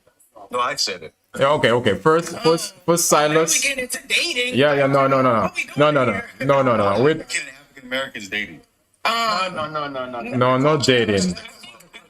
What I'm gonna go on my original subject. Yeah, the original. I'm gonna make it even crazier. Yeah. I was just gonna say, I do think that Caribbean Black folks are more similar to Black American. I think like Caribbean Black folks are kind of that intermediary where I think they have still more remnants from West Africa than maybe Black Americans, and then they might have more in common too with Black Americans. I feel like Caribbean Black folks are kind of that intermediary culturally between the two groups. But that's just a guess. That's not like a historic claim or something. I mean, I'm sure I could come up with like thesis statements with evidence behind it, but that's just my like anecdotal sense. I've gone to college with so many different groups of people: East Africans, West Africans, Caribbean Black folks, and then obviously living in the United States myself. So I have my own anecdotes, and then I have my own like things that I've researched and articles that I've read. But you gotta make the question more specific if you want to. You have to be specific. Any other question? No dating question. Come on, Atom. Yeah, please. The cultural differences I was just going to point out is that you asked Africans. I'm African. I dated Black Americans, and when you date into an African American system culture, you have to remember that the women can't be dominated and controlled the same way as an African woman can. So African men, they think they make a big mistake when they're dating. They have to understand the background that this Black American culture has survived because of the power of African American women, and you can't, you're going against the whole entire women who have fought. Yeah. All right, Autumn. But I will go into matriarchy versus patriarchy, which was brought up before. I did mention that Black Americans are diverse. Wait, matriarchy and patriarchy Shay, I appreciate your input, but it's a different topic. It's really a different topic. Yeah.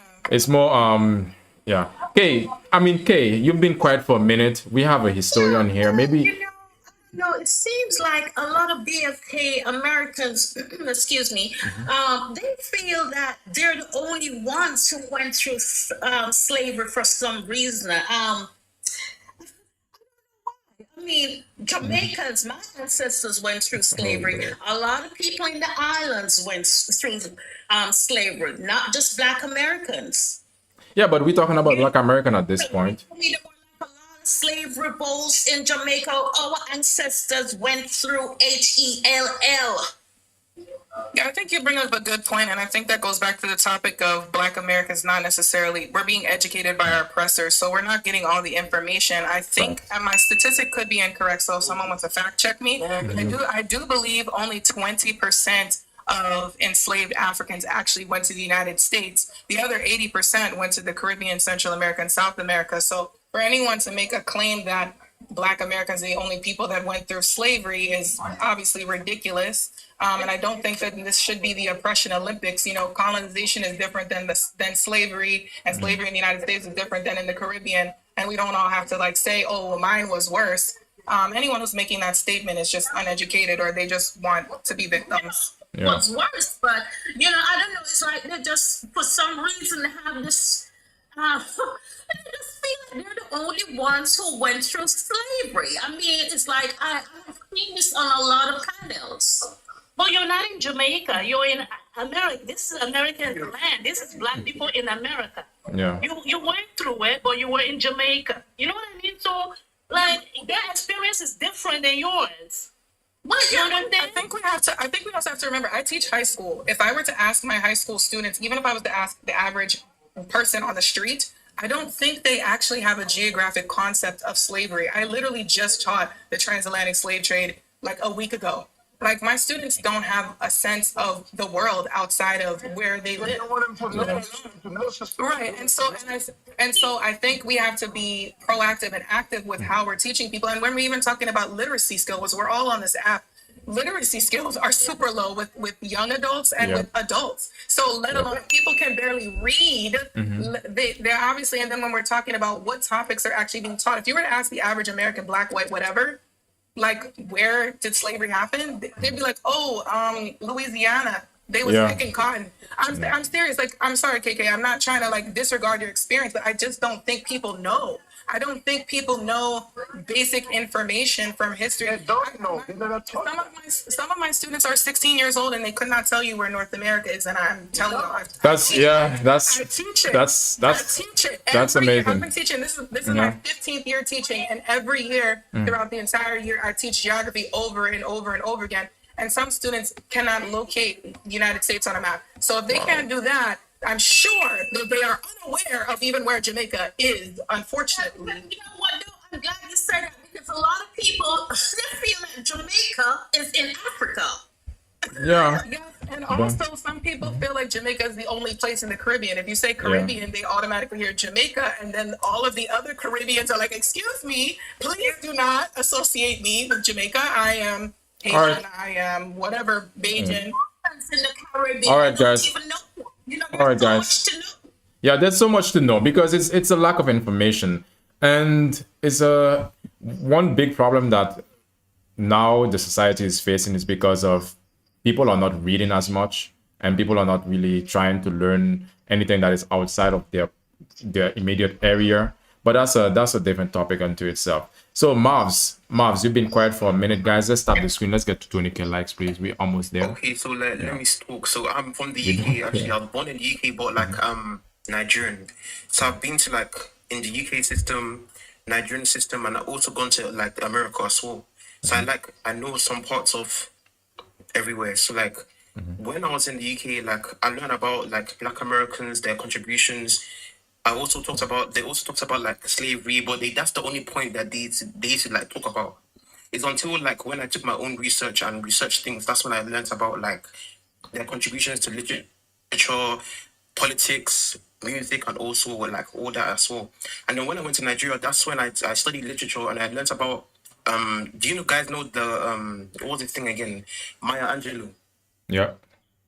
Yeah, like Black folk, we do know about that. course, If you ask any Yeah, Black she's American like about Maya, yeah, she's No, yeah. Maya Angelou, we just showed you about. Yeah. So like basically, yeah, that's basically it. So basically, I'm trying to say like most of the confusion is basically online. Well, so wait, There is a lot of if you confusion. wait, Speaking of the if UK you say specifically, there was a whole thing where people from the UK was interviewing Black Americans and asking them where they from, and they was like, "Oh, I'm from Philadelphia. I'm from wherever." And then the UK Black folks was like, "Why you don't say where you really from? Where you don't say where you really from?" And I'm like, "Child, we don't know. Like, we got to get a DNA test, and it'd be like, you okay, 10% Bantu something, you okay, Shay, 20% okay, Shay, all right, Cameroon. Shay, Like, we don't know." all right, Shay. Let's give people a chance when their timing is run. But I appreciate your input. But Yeah. okay, but you said Marv, you said this is mostly on social media. What do you mean? From my perspective, actually, because like you see this, like there's a certain amount, like a small minority that say that Black Americans are indigenous to like America. So like me, that I didn't really learn about that history is like confusing. You understand? So Yeah. like that like ruffles some feathers, and then when people start saying that, oh, you're this way, you're actually not from, you know, your origin is in Africa, it like ruffles some feathers and it causes like diaspora wars, as they like to say it. So like I'm trying to say that I can see from both sides. As I'm African, I'm also being seen like how it is online as well, and even on offline.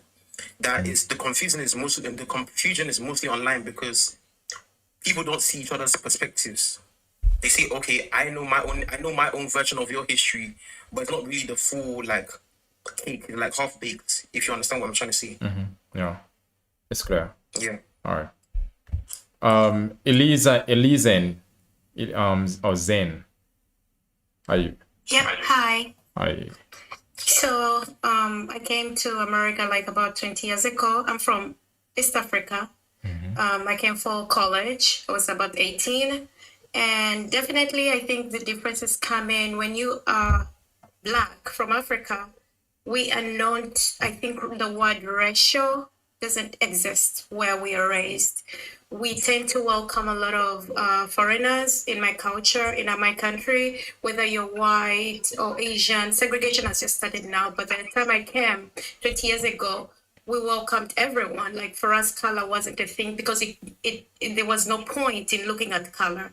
So the first time I remember I came to America, on college, I remember my professor, I was trying to find where my professor's office was, and I was about 20 minutes late, and he shut the door and yelled at me. He's like, "What country are you from?" And I told him, and he's like, "This is United States of America, better keep a clock." It was so mean and rude. And I was in shock, and I was 18. And that was my first time, I think, to find myself saying, did I do something wrong? Is something more than this? But anyway, the other part too, in the same environment, I was looking for an apartment, and I found a landlord with his own apartment. He asked me where I was from. And I told him I'm from Africa. And he stated, "I will give you my apartment, but only because you're from Africa, you're not Black American." And I was very curious because I'd never seen that.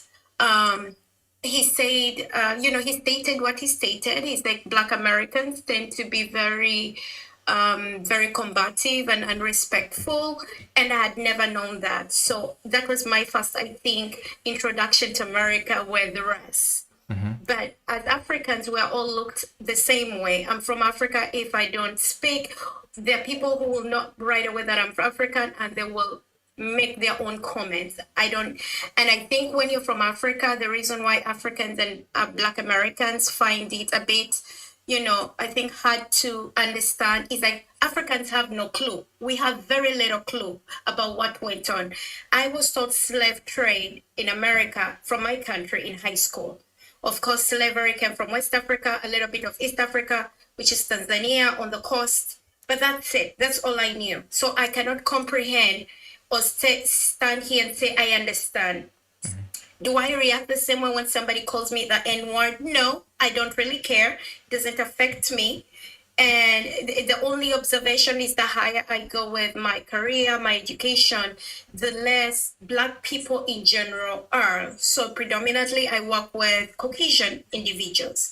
But I've also learned that I'm drawn to, if I see any Black person, I'm grateful to see that Black person in my work environment. It does not even matter why, because I feel a certain way when I work in corporate and looked at like you're not supposed to be here, or how are you even here?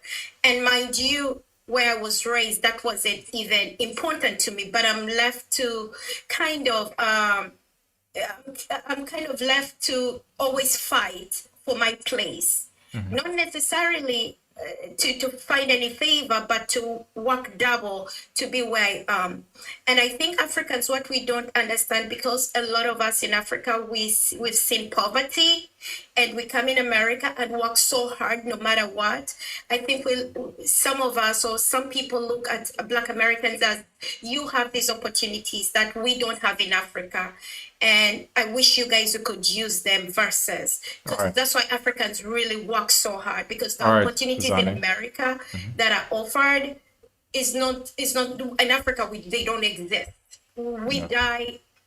Our life expectancy in my country is 45 years old. So when I come in America and I can survive and I can work 3 jobs, 4 jobs, yes, I'm going to be grateful. So then I look at my Black American friend, I'm like, you got this. You have this opportunity, but they also have somewhere where they are from. And we just don't understand each other on that perspective. But I also feel like the other races look at us that we are full of it. We don't get along. We fight each other. I think it's the card being used against us. And the moment I think we try to see through that, the better it will be for everyone. Because we all looked at as Black, whether you accept Last it or point. not. Last point. Up Last point. there, they look at us like we are Black. Last point. I appreciate you. Appreciate your input. I can work 3 jobs. Why aren't you? But what do you mean, Jasmine? She said she's working. She said she have the ability or the option to work 3 jobs. All right, guys, let's stop the screen. Let's get the likes up to 25K, please. Let me see. It's a sin to work 2 jobs. Yeah, well, it's a sin to be broke too. Mavi, how you doing, Ravi Mavi? Hi. I'm going to start by asking, please bear with me. I am a little bit of a nervous speaker, so if I'm stuttering and stumbling, it's just because I'm not speaking saying is that. not my Yes, forte. You sure. have all been amazing speakers. I've loved listening to everyone. I took notes just to kind of Awesome. keep my thoughts a little bit more aligned. So again, please bear with me. Or like if I say something that like was misconstrued that anybody said, please correct me. I noted when Zifa said when we go to another person's house, and I really liked what Kay said about that, but to tie in, thank you for the countdown, that we are also considered guests in, like Black Americans are also considered guests in the house because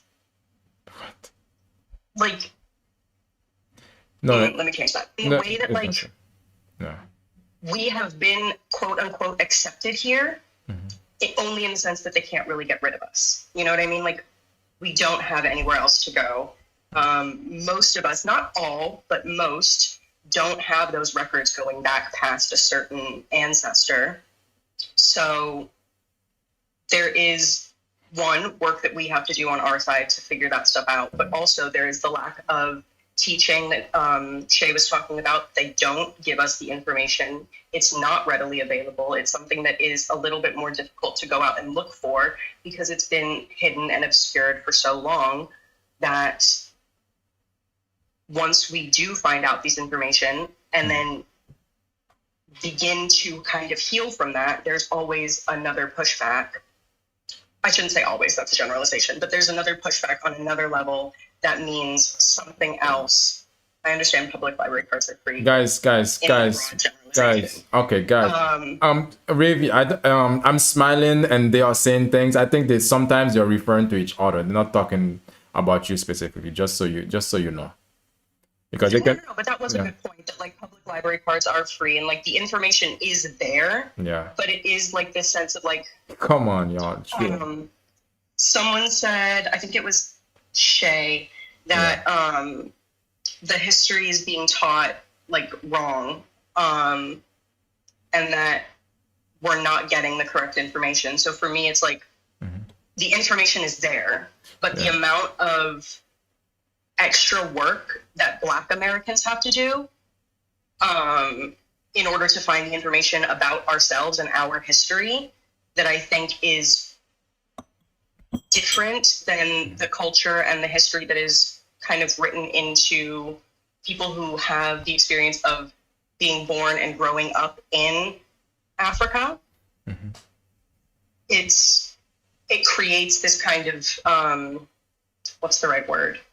Like a chasm where the disconnect kind of comes in, where it can seem that Black Americans are combative and this and that, and that's not the case. It's simply that there is a lack of Are you Black? connectedness. Are you Black American yourself, right? Yeah, I'm mixed Black American, and I'm from Chicago, and then I grew up in Northern California, or Southern California, I apologize. So I have kind of a differing, like, Chicago is very, very different than the Black Americans that you're going to meet in California.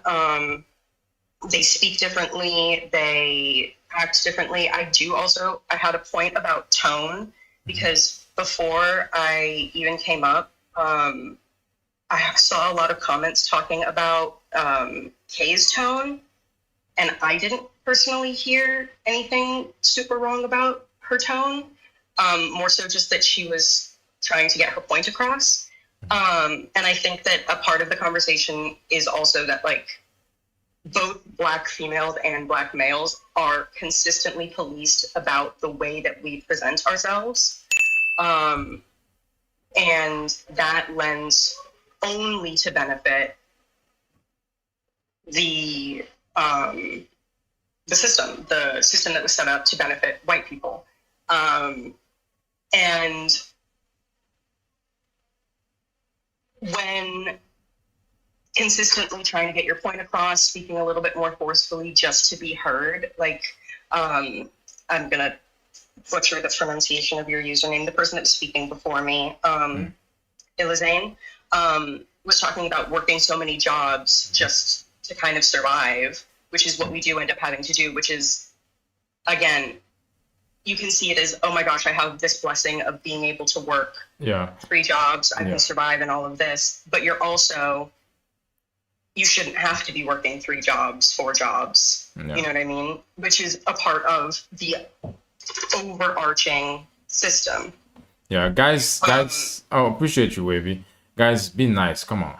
Like, what are you guys doing?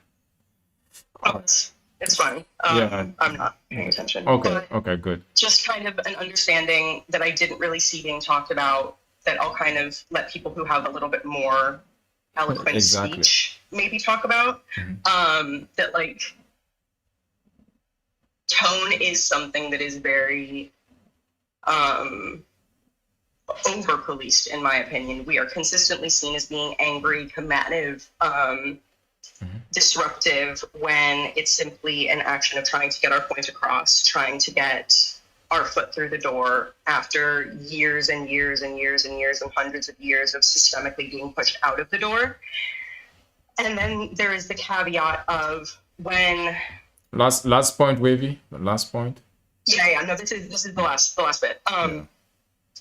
When you add in the Africans and their experience in terms of relating to African Americans in that sense, in my experience, this is not a generalization. This is just my personal experience, that there is the acceptingness of, like Ilizane was saying, oh, I'll sign you because you're African, but you're not African American, of keeping that distance between the two. All right, appreciate because you. Yeah. Appreciate your input, Wavy. But I want to give... Again, sorry for stuttering and stammering. I am not at all the best public speaker. No, it's all right. Girl, don't apologize. You said what you had to say. They're just being crazy down there. Exactly. Super, like, can you give me like 30 seconds to clarify myself on something? Then I'm gonna leave. Okay, wait. Oh, no, wait. Hold up. Yeah, guys, be nice. Come on. Like I'm watching the chat. You guys are making me laugh here. I'm trying to be serious, but Wavy, you did well. Don't worry about what people say, because this is the only way that you can get better at public speaking is through trying it. So you've made some valid points. So your input was valued. So Shay, what do you what? last Yeah, I point. wanted to say two things, and then I'm gonna get off here. The first thing, and maybe the Yeah. people left, but the first thing that I wanted to say was when I was talking to the UK person, I was speaking on a specific set of videos that were circulating TikTok in which UK Black folk were asking American Black folk, "Where are you from?" and expecting a specific answer of a specific African country, and then were shaming Black Americans for not representing whatever African country they were from. So when I said Black Americans don't know where they're from, I was speaking on we are not able to say we are from one specific African country because we are a mixture of different African countries. Now, if you're one of those people that believes Black Americans are indigenous to the United States, that's a different conversation that I can have with you a different day. But that's what I was speaking on specifically. I wasn't suggesting that Black folks don't know their history or whatever like that. The other thing was, I'm not about to have a Black off with anybody. We're not about to sit here and tell people who's Black and who's not. It's wild. Yeah. I think Thank you, that's the Shay. conversation that we should have All right. as Black Americans, not on this live. Appreciate Can you, I say Shay. something to that point? Last point though, Wavy. Really quickly. Yeah. Just to that specific point that like policing who is and who is not Black, like again, that just goes to further create those chasms and those divides further within the community. Like if I'm perceived as Black by other people, then I am also living that experience, right? It just benefits the people who are trying to keep us down. Like that does nothing to benefit anybody here. All right. Anyway, that's my thought on that. All right. Gotcha. Star, how you doing, Star? Also, can I say something before? No. Like, No. Star, how you doing, Star? Star been here for a long time, guys. So I'm on my way to get my son. You added me the very moment that I had something to do, but I do want to get my point across before Well, it's still good. that happens. Yeah, sure. So I'm Black American. I grew up in New Jersey, and I Yeah. grew up less than 20 minutes away from New York City. So when I say what I'm about to say, I'm speaking from the perspective of I grew up around Black immigrants from everywhere. And I think a lot of times with our diaspora issues is specifically what someone said earlier, it's media, right? Like a lot of especially Caribbeans come to the US and they have a perspective about Black Americans. And they're like, oh, well, we have the same history. We have similar histories. We don't have the same history as you do. We all went through slavery, but in the Caribbean, they didn't go through Jim Crow. But they also went through, like, the European colonization, where a lot of countries are still under British rule. And, like, I think some countries, they were emancipated in the 40s and even later than that. So when they come to this country, they receive benefits to a certain extent from these European rules, where as long as my country complies with what Europe has to say, the people benefit. And it's not always like a great benefit, right? But it's enough where, some challenges that Black Americans had to go through, they didn't, and vice versa. So when they come here, sometimes they're like, well, you should have been doing this. And it's like, well, we have different experiences. And when it comes to Black and Caribbean, when it comes to African, Caribbean, and Black American people, one thing that we seem to forget is that although y'all were sent here after, MLK and the Civil Rights Movement, a part of the reason that a lot of non-African Americans come to the U.S. is a part of colonialism. And it's, y'all receive benefits for being here. Give me 1 second. Give me like 2 minutes. All right. Yoni, be real. Are you gonna be real? Gonna try at least. I think I have an interesting perspective. I'm from the Midwest, but I live in North Bay, and I work at a college where now I'm in 3% of the Black community, most of it being Eritrean refugees. other percent of it being some Black natives to the area, not like native indigenous, but just born and raised here. And then academic, what are they? Well, international students, often from Caribbean and Africa. And so I work in a cultural center where we are literally like tasked with building community and talking and having these very types of conversations in real time. And it's 100% propaganda, I think, that feeds a lot of these narratives, like from Black Americans against other people of the diaspora and vice versa. I do think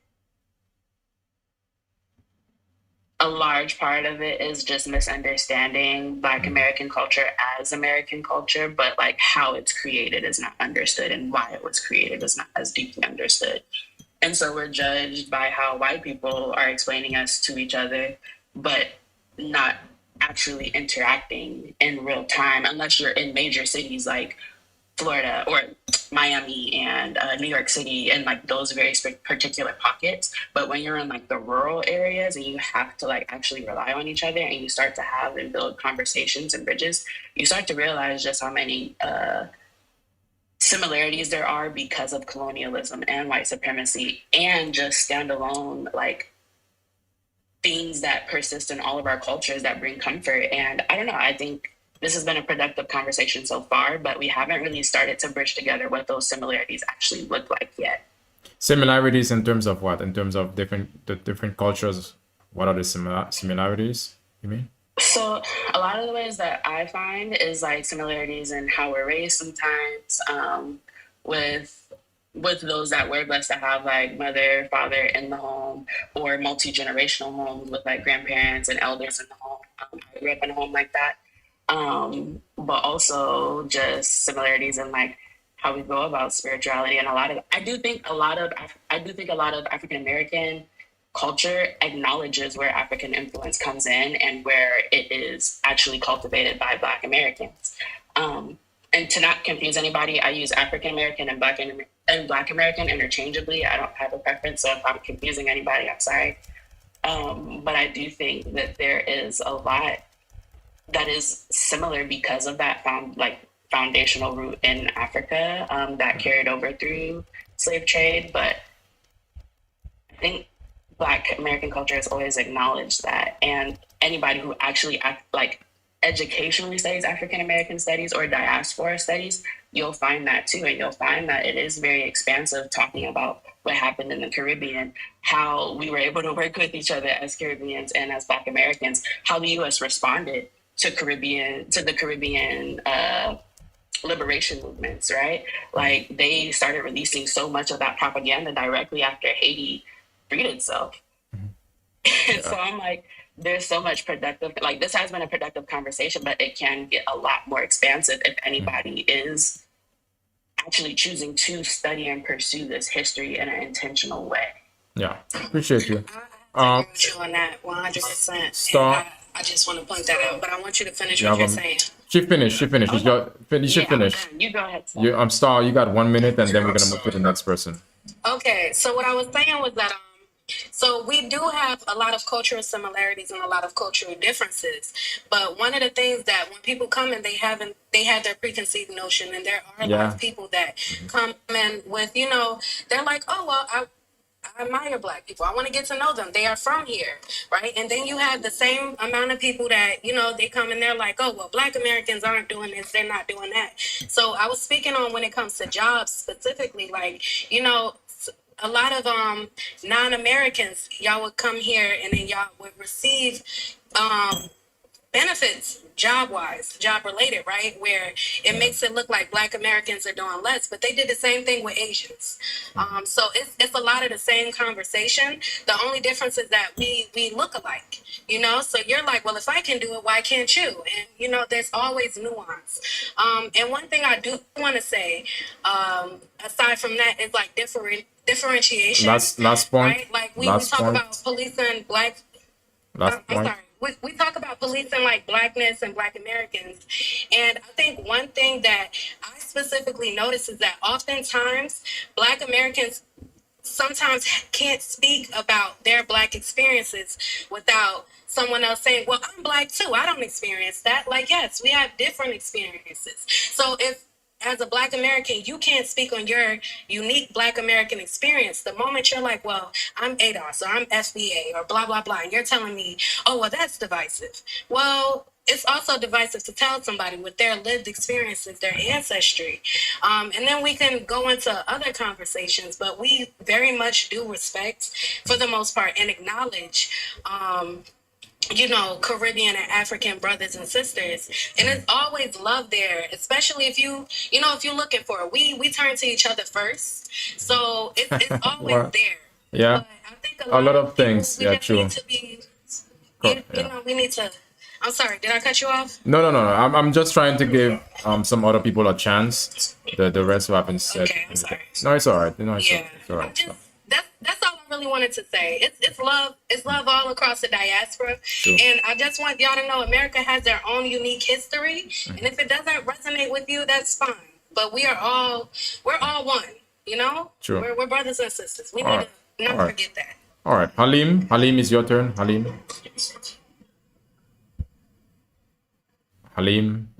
is your turn. Halim, what are your Hey, what's thoughts? going on, my brother? Super Life. How you doing, my brother? I'm doing good, Halim. How you doing?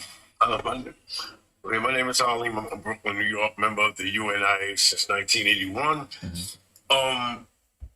My thoughts on the thing is that, I'm from the New York City area, so I'm connected to a lot of African immigrants and Caribbean immigrants, right? And not to mention those that are a part of the UNIA and the diaspora and the Pan-African movement.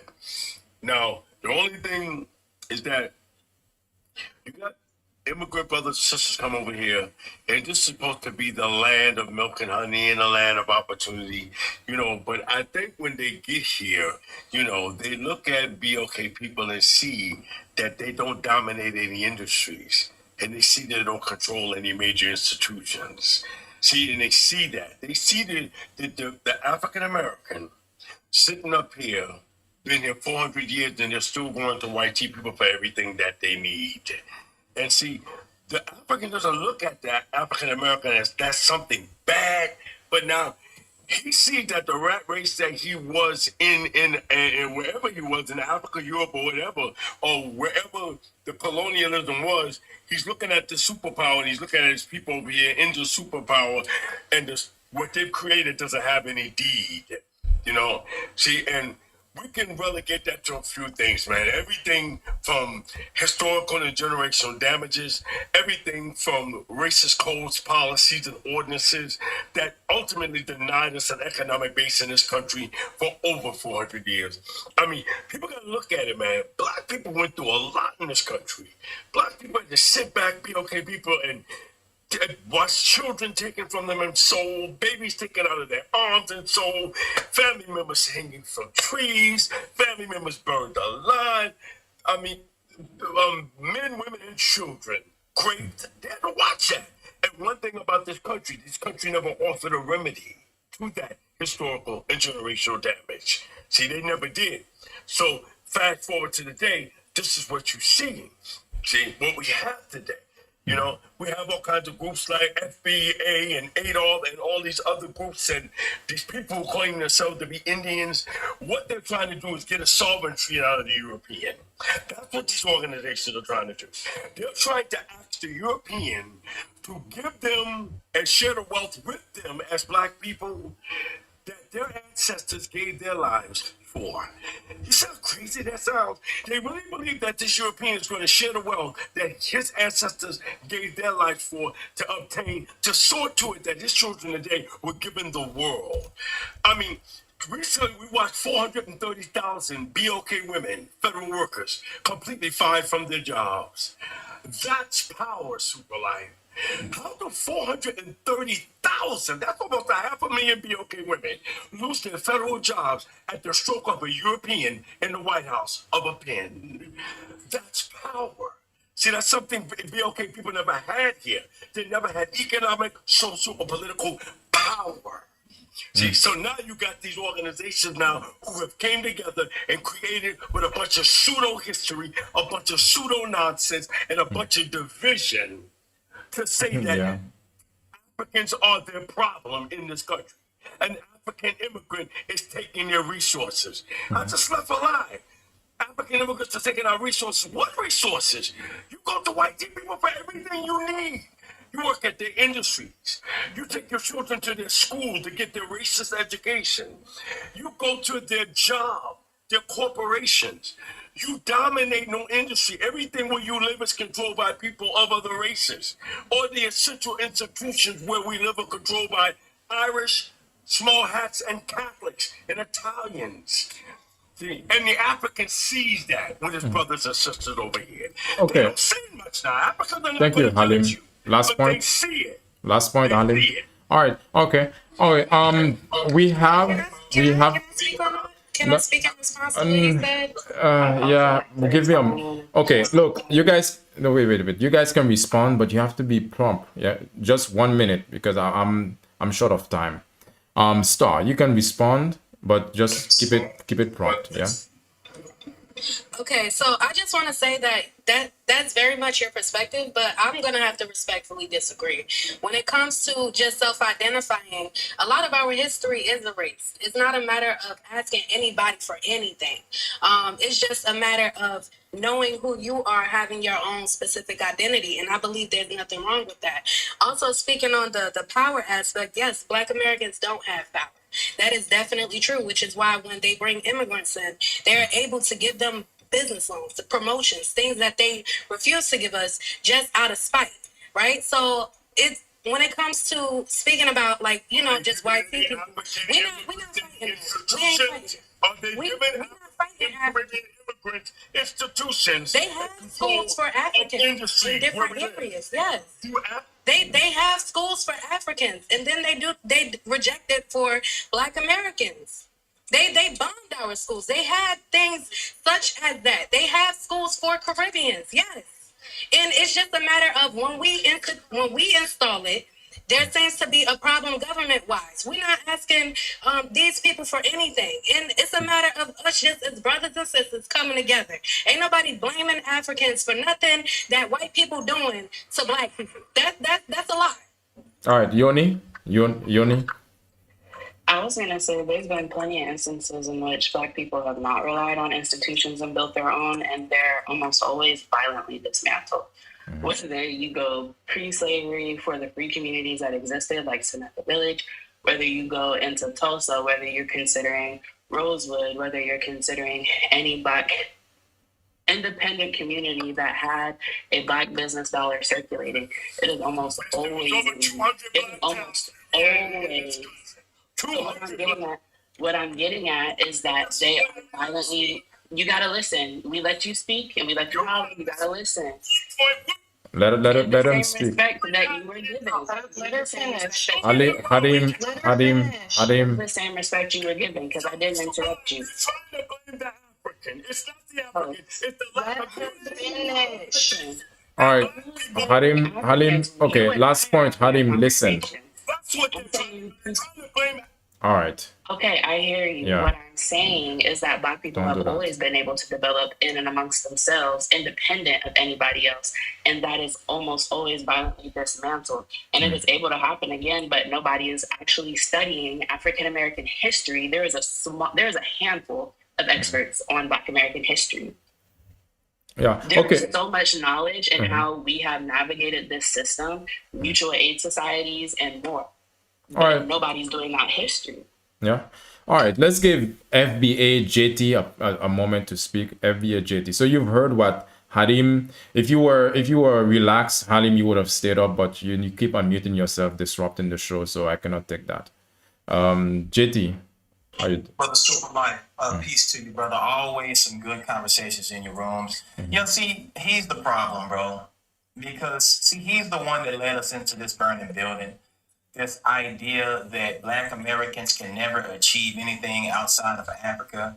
It's Pan-Africans like him who say, well, y'all ain't built nothing what y'all got. He's been a Pan-African for 70 years. So we ask you, what have you built for us then? That's the point. Because the reality is this: all the real Pan Africans, unfortunately, are gone. So what they do, the people like him, set up online all day and talk about what the real Pan Africans did during civil rights. All he doing is walking around in a musty dashiki all day What long, the hell? talking about the real Pan Africans. Must He's no value to anybody. He's just an angry old scam African who's never gonna move to Africa, but mad that everybody don't want to be Africans like him. You see what I'm saying? This Yeah. is the problem. We have Black Americans who are saying we're not trying to take anything away from Africa or Pan Africanism. What we're saying is, look, This guy. we're in America. I heard a Jamaican lady come up and say, well, Black Americans only think only Black American. Nobody is saying that. We know you have a history, but you're in America. We can't be proud about who we are in our homeland. Why would I move to Jamaica and be mad because Jamaicans don't never include us in their conversation? Y'all think y'all the only ones who did anything in Jamaica. Shoot, we was enslaved. Okay, well, talk about your story. We're Black Americans. We're going to talk So about sweet. All right, our thank you. history, heritage, lineage, and culture. And we're not going to be ashamed about it. We're not going to be bashful about it. Yeah, we think we're the people. Yeah, we're proud about our legacy and our culture and we expect you to be too. If I go move to some African country, I'm gonna get mad because the people of that culture want to talk about who they are and their achievements and their goals and their, and just because they don't include me, they xenophobic. That's insane and crazy, bro. Black Americans, we're not obligated to do anything we don't owe anybody anything. The fact that people can come over here and live and get ahead and have opportunities, bro, we've done enough for you. Don't get mad because we're Black Americans and we're proud about being Black Americans, right? I have African ancestry. I'm proud of it, but I'm not an African person. I don't understand why this. I don't know you understand it. It's very clear, right? But see, these Pan Africans and some of these immigrants, Listen to what he just said. No, okay. Halim, relax. Halim. Man, now this is an elder. You see how unhinged and deranged he is? Yeah. He can't even wait till it's time to talk, man. These are our elders. Yeah. They are Pan-African elders. And you see why we in the condition that we in now. Because these are the people who've, quote unquote, been moving the culture forward for the last 50, 60 years, who've done nothing who've done absolutely nothing in the community to move the needle forward, but then will get online and try to run Black Americans down by saying, well, y'all ain't got nothing. Y'all ain't doing nothing. Well, hell, you've been at the helm for the last 50 years. Bro, man, bro, you just got kicked down because you can't control yourself. You're too old for this, bro. You about to have a dang stroke online. Calm down. Are you Hadim, you're gonna have a chance. You're taking his Now, when you time. get older, you're supposed to get wise. Now, this is a shame for you to be arguing and this pissed off on social media over some words. No wonder Pan-Africanism hasn't moved the needle when they got people like you at the helm. Bro, the reality is this, and I'll lay super. I'm not gonna get a chance. Yeah. Clearly, I'm not gonna get a chance to finish what I'm saying with him on stage. So I'm gonna just land by saying this. I hope everybody on the panel and in the audience is seeing and hearing this Pan-African male up here and the way he behaves and the things that he says about Black Americans, because he is the one who No love and no organization. man, come on, bro, come on. Let him He's the one speak, who has Hadim. systematically tried to. No organization done. What? Oh my God. Okay, Halim. All right. Okay, JT. Wait, Halim. You are so. All right. Let's hear what you gotta say. At this point, I'm not gonna get a chance to land. no, you're gonna get a chance again, JT. Let's. He's so heated. Let's hear what he want to. Okay, JT. I mean, Hadim. What do you want to say? This is all about the vision, man. We're not going to beat this European divided. But how okay, but how all right. But how are you gonna be interrupting people and just getting out everyone just Because he is the enemy. He works with the white tea power. That's why he's enemy. me. He is a raccoon. He wants money from the U.S. government. He wants to turn against his African and his Caribbean brothers and sisters for money. That's why, instead of unifying with his African brothers and sisters around the world and building our own economic base, that's why I can't stand his ass. That's all I have to say. Those are going to be our biggest enemy right there. These FBAs, bunch of faggot motherfuckers. Oh, no, okay, all right. All right, no. You see, this All right. is what I'm saying, bro. Hadim, Anybody hold on. anybody else on this panel Curse. address anybody else? Hold on. Look, this time, Hadim, that was on me. You cannot curse on my platform. You have heard no one here curse. You're the first one. I understand this might be very difficult for you, but cursing, no. Just be... JT, finish up your point, JT, and then we're going to move to specific. No, I appreciate it. But have you heard anybody else on the panel, even though we've had people who come up here and disagree, disrespect anybody like that, not even attack this man personally? All I'm saying is what I'm saying, and he continues to interrupt, and he ends out with this disrespect, saying I work for the white supremacists. Just because I've said something that we have both agreed on, you and I and many other people in this room, we have a culture like everybody else that needs to be respected in our country and of America. Now, because I've said that and that alone, this is the disrespect that we get from this Pan-African. This is the reason why I say most of these Pan-Africans are just as bad as tethers, bro. Because these are the people who have led us into this burning building, trying to erase who we are as a people, our history, heritage, lineage, and culture, and make us some generic Africans. And wait, what do you mean by like generic Africans though? Well, he wants to make us generic Africans. He's one of the type of people who would say we're Africans in America instead of just saying, look, we have African ancestry, but we have our own history, heritage, lineage, and culture. Just like you as an African will say, yeah, I'm an African, but I'm part of the Igbo tribe. I'm part of the Yoruba tribe. In other words, I have a different culture from this man over here who's part of a different tribe. And you understand that if I called you somebody outside of your tribe, you're going to correct me because you understand delineation. You understand what I'm saying? But if I don't just call myself a generic African, this Pan-African male has a problem with that. He's going to cuss me out. He's going to disrespect me because I won't call myself a generic African. This is the problem. And we got too many problems. We have too many people. I got to echo on somebody. Yeah, but the thing is, you're saying like generic African, like, I think it's okay that you can like, you know, I think it's okay that Peyton, with say like your your heritage, but then if you're saying like you're a generic African, it's like it's even off like you're anti like African. If you understand what I'm trying to say, African. If you understand what I'm trying to say, You hear me? Because I'm saying I'm not an African. I'm not an African. Peyton, wait. Where you go and hear me out. I think it's less Say, about Peyton, what you're saying. okay, hold up. Okay, I think it's wait. Peyton, wait for your turn. It's not your turn yet. But let's give, what do you want to say, Wavy? I was just gonna say, because Marv said that it was coming across that JT was anti-African, and I just wanted to clarify, I think it was the word choice, because I also wanted some clarity on what you were saying. I think from my understanding, what you're saying is that African Americans have their own culture based off of their experiences lived in America. There is a separate culture and separate cultures in different areas of the diaspora. JT. So it's not against Africans. It's just an acknowledgement that there is a difference. I understand that. Yeah, I understand. Okay. So not against, just because I also wanted to ask for clarification on what We're not against anybody, right? All we've said is that we're different because we have a history here in America, the land that our ancestors built. It's no different from a Jamaican, a Haitian, a Dominican, or anybody else.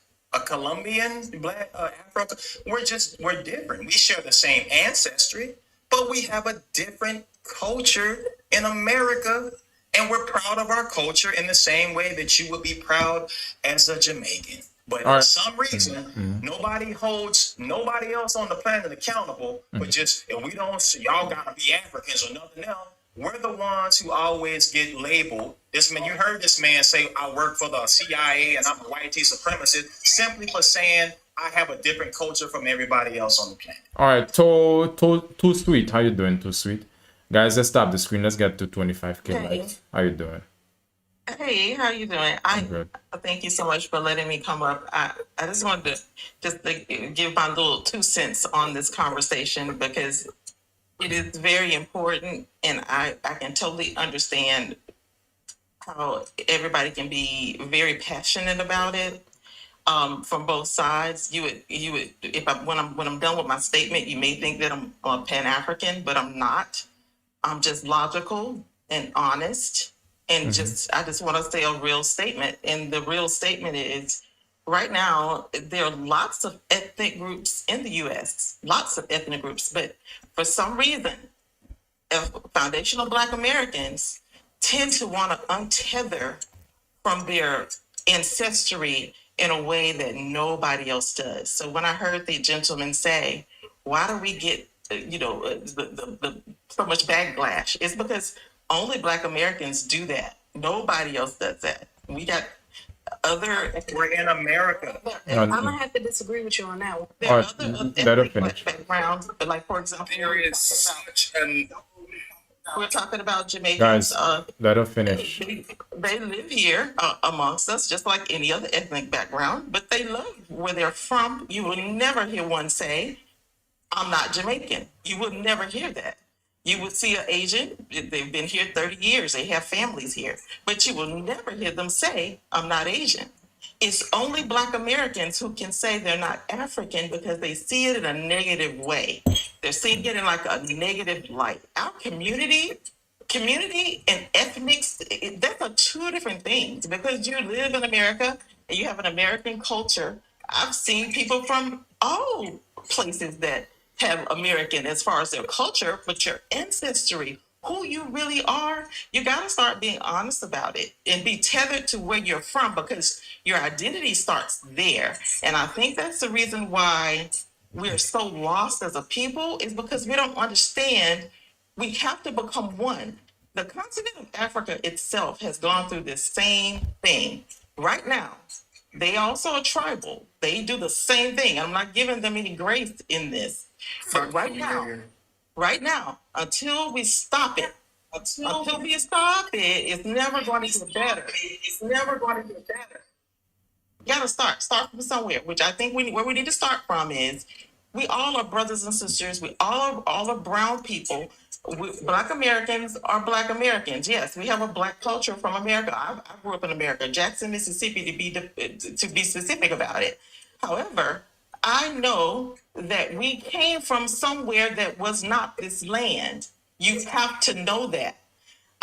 That's not saying that I don't love America. That's just being honest about what's really the truth. You got to be honest to start a conversation. Too sweet. What are you? Can I Don't do that. No. Too sweet. Are you Black American? Yes, I'm Black American. Okay, My mom and dad both are Black Americans.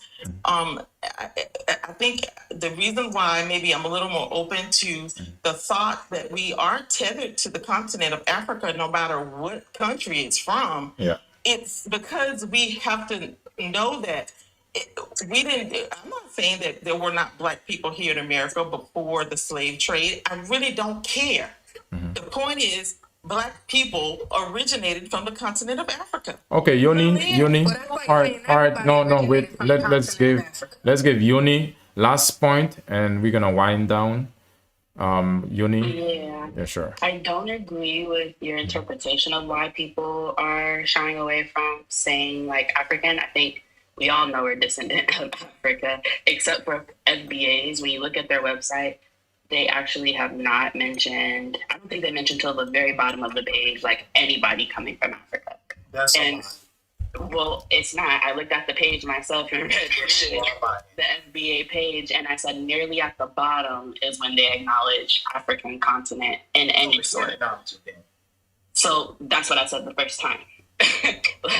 Then why we acknowledge it? Because there is still a disconnect when they're explaining at the very top the I kept that. I literally should have had African ancestors.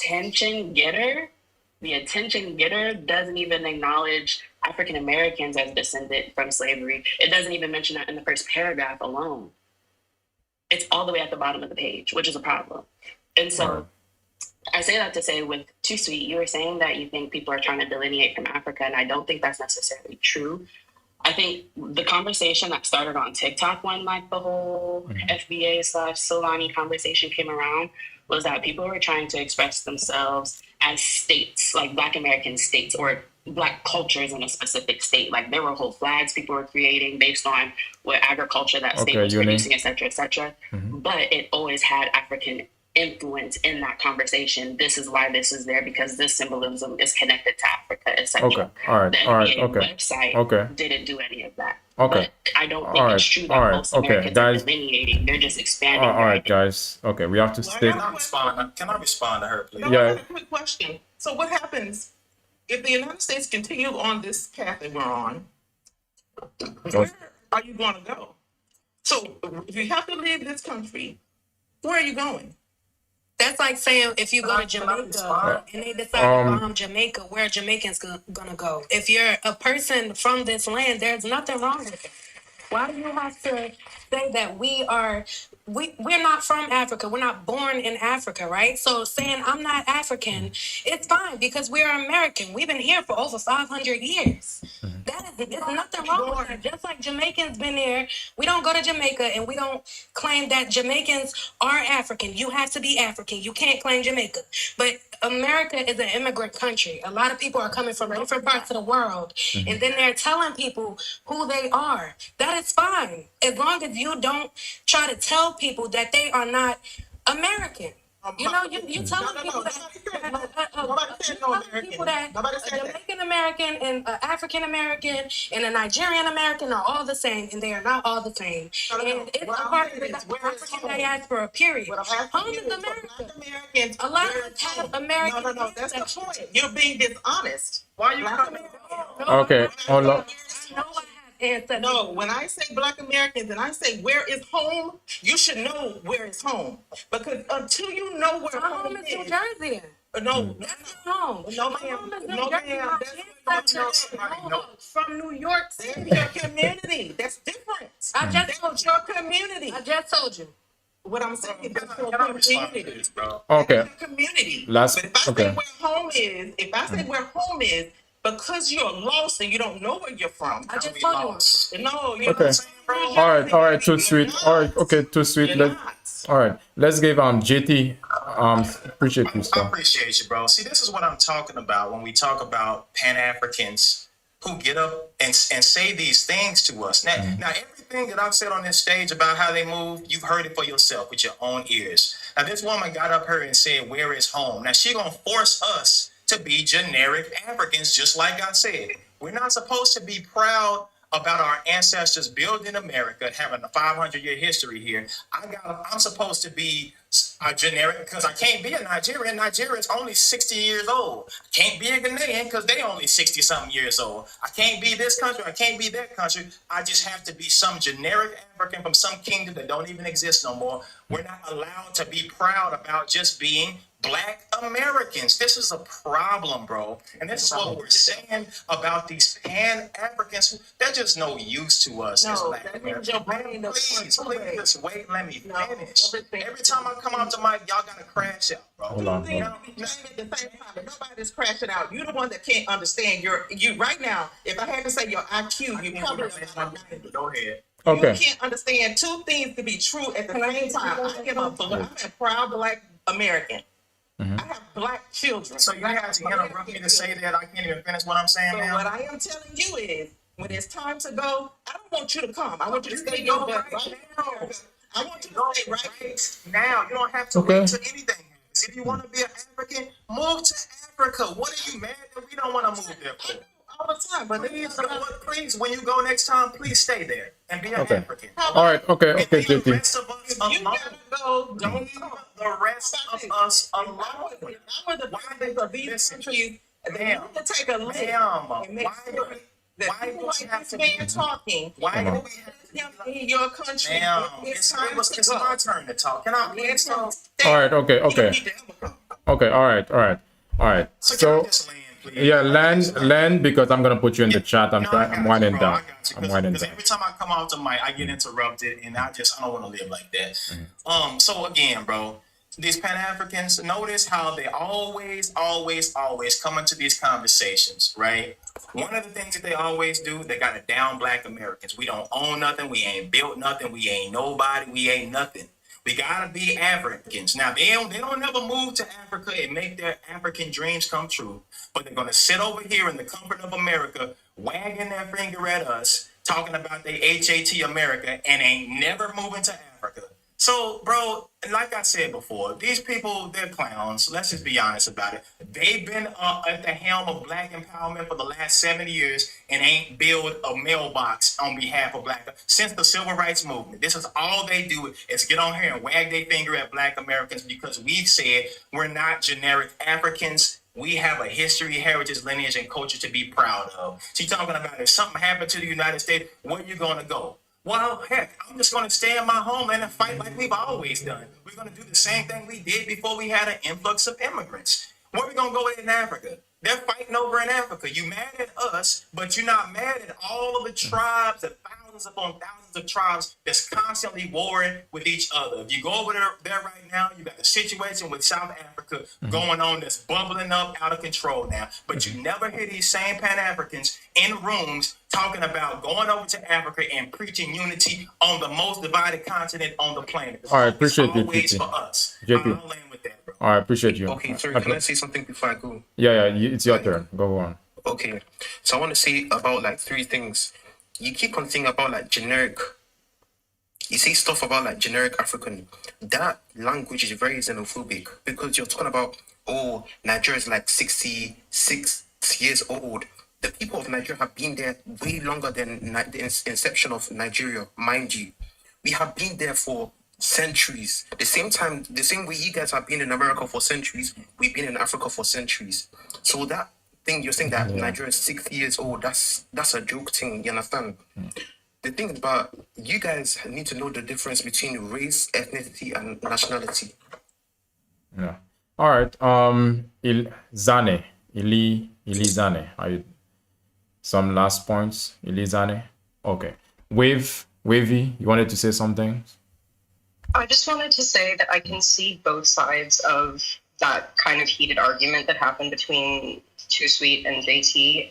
I think both things can be true. We can acknowledge that we have African roots and that there is a heritage there. And we can also acknowledge the heritage that came from the years that we have in America, right? And both things can be true. We can be proud of the person who said they were from New Jersey, right? Like, I get that. But we can also acknowledge the heritage that we have from Africa. Saying that your home is here in America and that you identify culturally with Black Americans does not negate the fact that you can also identify with wherever you come from. That's all. I appreciate you. Too Sweet. So you're saying that what are you? Can you encapsulate or just put it in a nutshell what exactly that you're saying so some people can understand? Thank you so much for that. And I'm sorry if I caused a little bit of a stir because when anybody who's like a Black American like myself, my parents are Black Americans. We all grew up I grew up in Jackson, Mississippi. They all were raised there. My family is a Black family, American family. I think when we speak the way that we do, it's only because we've been exposed to other cultures. We've had an opportunity to travel. I want to say something that's a true fact, and a lot of people, if they're hearing me, they can take time to do this. Black Americans don't travel. A lot of us don't even have passports. Like in my family, maybe 5 of us have it. We have a family reunion, maybe 5 people have traveled out of the country. That's important, so that you can learn what's the difference between, like what the young lady just said, between nationality, your ethnicity, your community, your background as far as where you're from. We're not from, I'm not from Jackson, Mississippi. I was born there to my parents who lived there, and that was by chance. Where my history is, I would have to do it, but it's not in America. United States of America, it's not my ancestry. I don't know why it's so tough to be able to explain that in a way that both things could be they could be it could be true at the same time. But here's my intention, and just so you can know what my intention and my comments and why I even came up. My intention is to get Black people to understand this is done by design. This conflict that we're having, this conversation, is very, very common. I hear it all the time on TikTok and other platforms. This divide, this propaganda that began years ago, we've adopted it. We need to let it go. It needs to be let go. Without doing that, we will never, as a people, get to where we need to be. We are better in our numbers, and just so happens the African countries have millions of people. America only has, 400,000, 4 million people. Beautiful Black lady.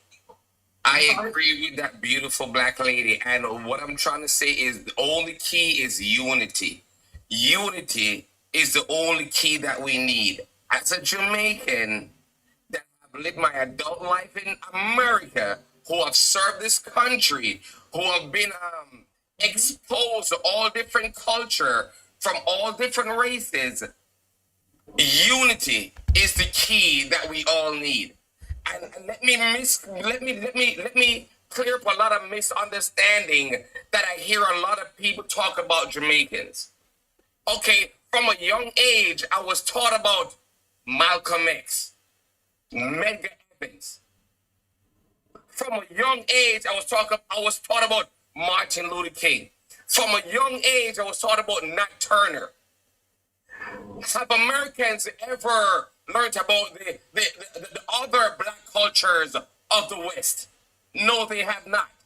Have the American culture ever taught about the revolutionary spirit that we have encountered within the non-white community? Like, we literally killed the red coats. Oh, I'm sorry, we literally unalive the red coats. You feel what I'm saying? Like, when I hear a lot of Black Americans talk downright about Jamaicans and other Western people that come to America, there is no difference. I can go out in the Western world right now, Kansas, Wyoming. I'm talking about places that I've met with racism. And on my forehead, there's not a sign that says, you are Jamaican. The only thing they say is melanation. Melanation. I've literally had a shotgun pointed in my head because I'm a Black person. So, us arguing FBAs, immigrant, it does not matter. The point of the white man is to segregate us. Because when we're segregated, we're like a hand with all our fingers pointed in different direction. But if you close that fist,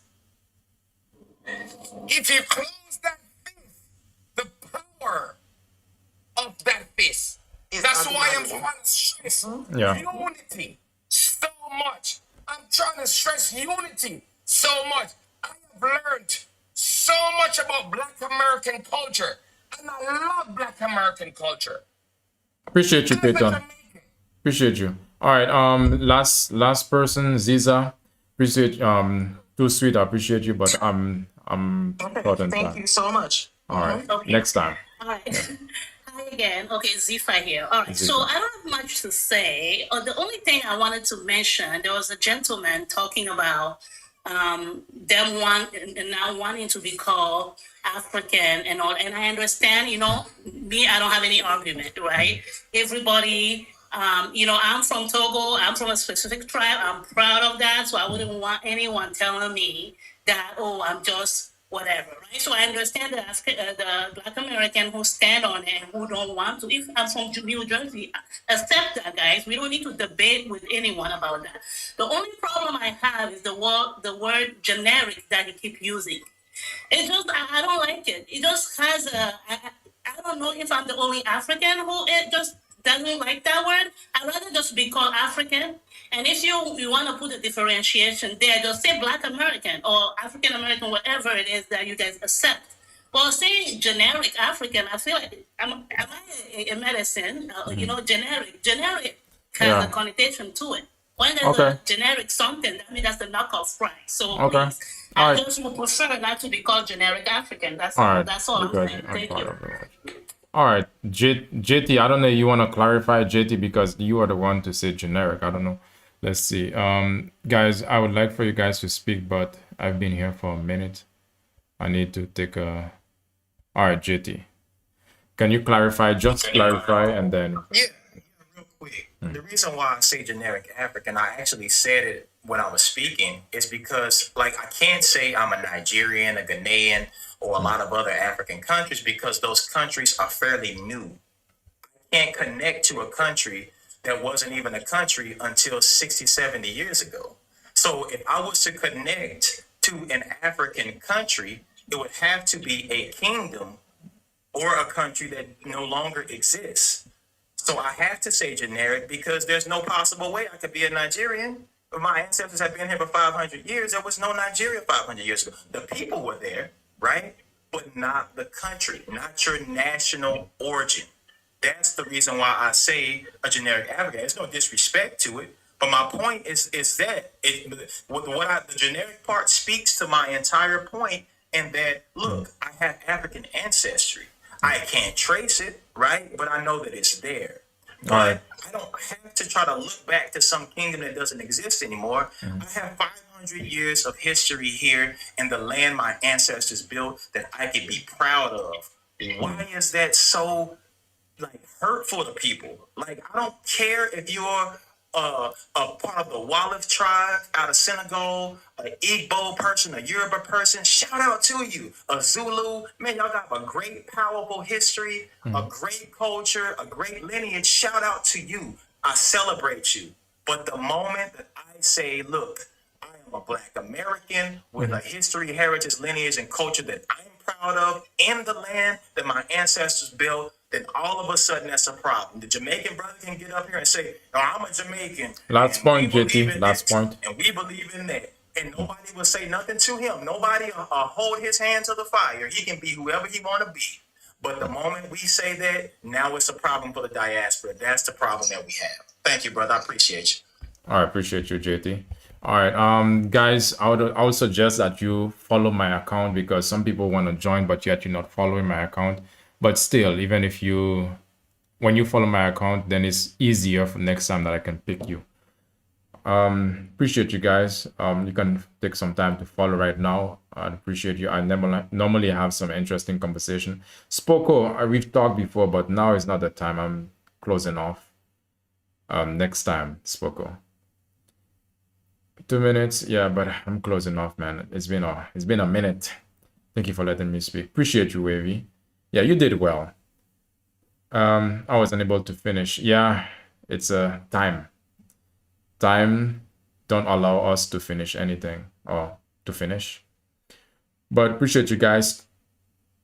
Appreciate you, LCK. It's all good, Law. Yeah, next time, guys. Next time. So also I want to tell you all about, find the link. Kim, you are heated. I hope you guys enjoyed. It was quite insightful. Nice convo. Hey, Blue Rain, you are really heated. I wanted to tell you something all along because you were all cap all along. Cap. You are cap lock. So this is your normal way of texting. Thank you. It was a pleasure. Thank you, Ziva. I appreciate you guys next time. You can also find some of the content on my platform as well because I also do private coaching for wellness, for mental health as well. And I also have a private page. And this private page is about a place where entrepreneurs, professionals, and enthusiastic people can connect and talk about real stuff and talk about real business creation. And that link is on my bio. You basically click on the picture. You can go to my account, you click on the picture, and you're gonna find a link tree. And from there on, you can go through to Patreon. Oh, also, I want to tell you guys, I would appreciate to get some new, how you call it, new super fan. Come on, guys, some new super fan. Sorry, guys. No, it's okay. It's okay. I was able to see all your texts. It's all right. You are not cursing or undermining people, guys. New super fan. You can become a super fan here. Yeah. Find the links in my bio, guys. Follow my account. Thank you. Follow. Let's see. It was a great topic. Please continue to ask the question. You want, okay, I should go another round on this then. So perhaps tomorrow. But tomorrow I want, yeah, I can do it tomorrow again. But it'll be, I'll stop like 2 hours before this. Yeah, 2 hours before now. So I'll start early, but we can do this again.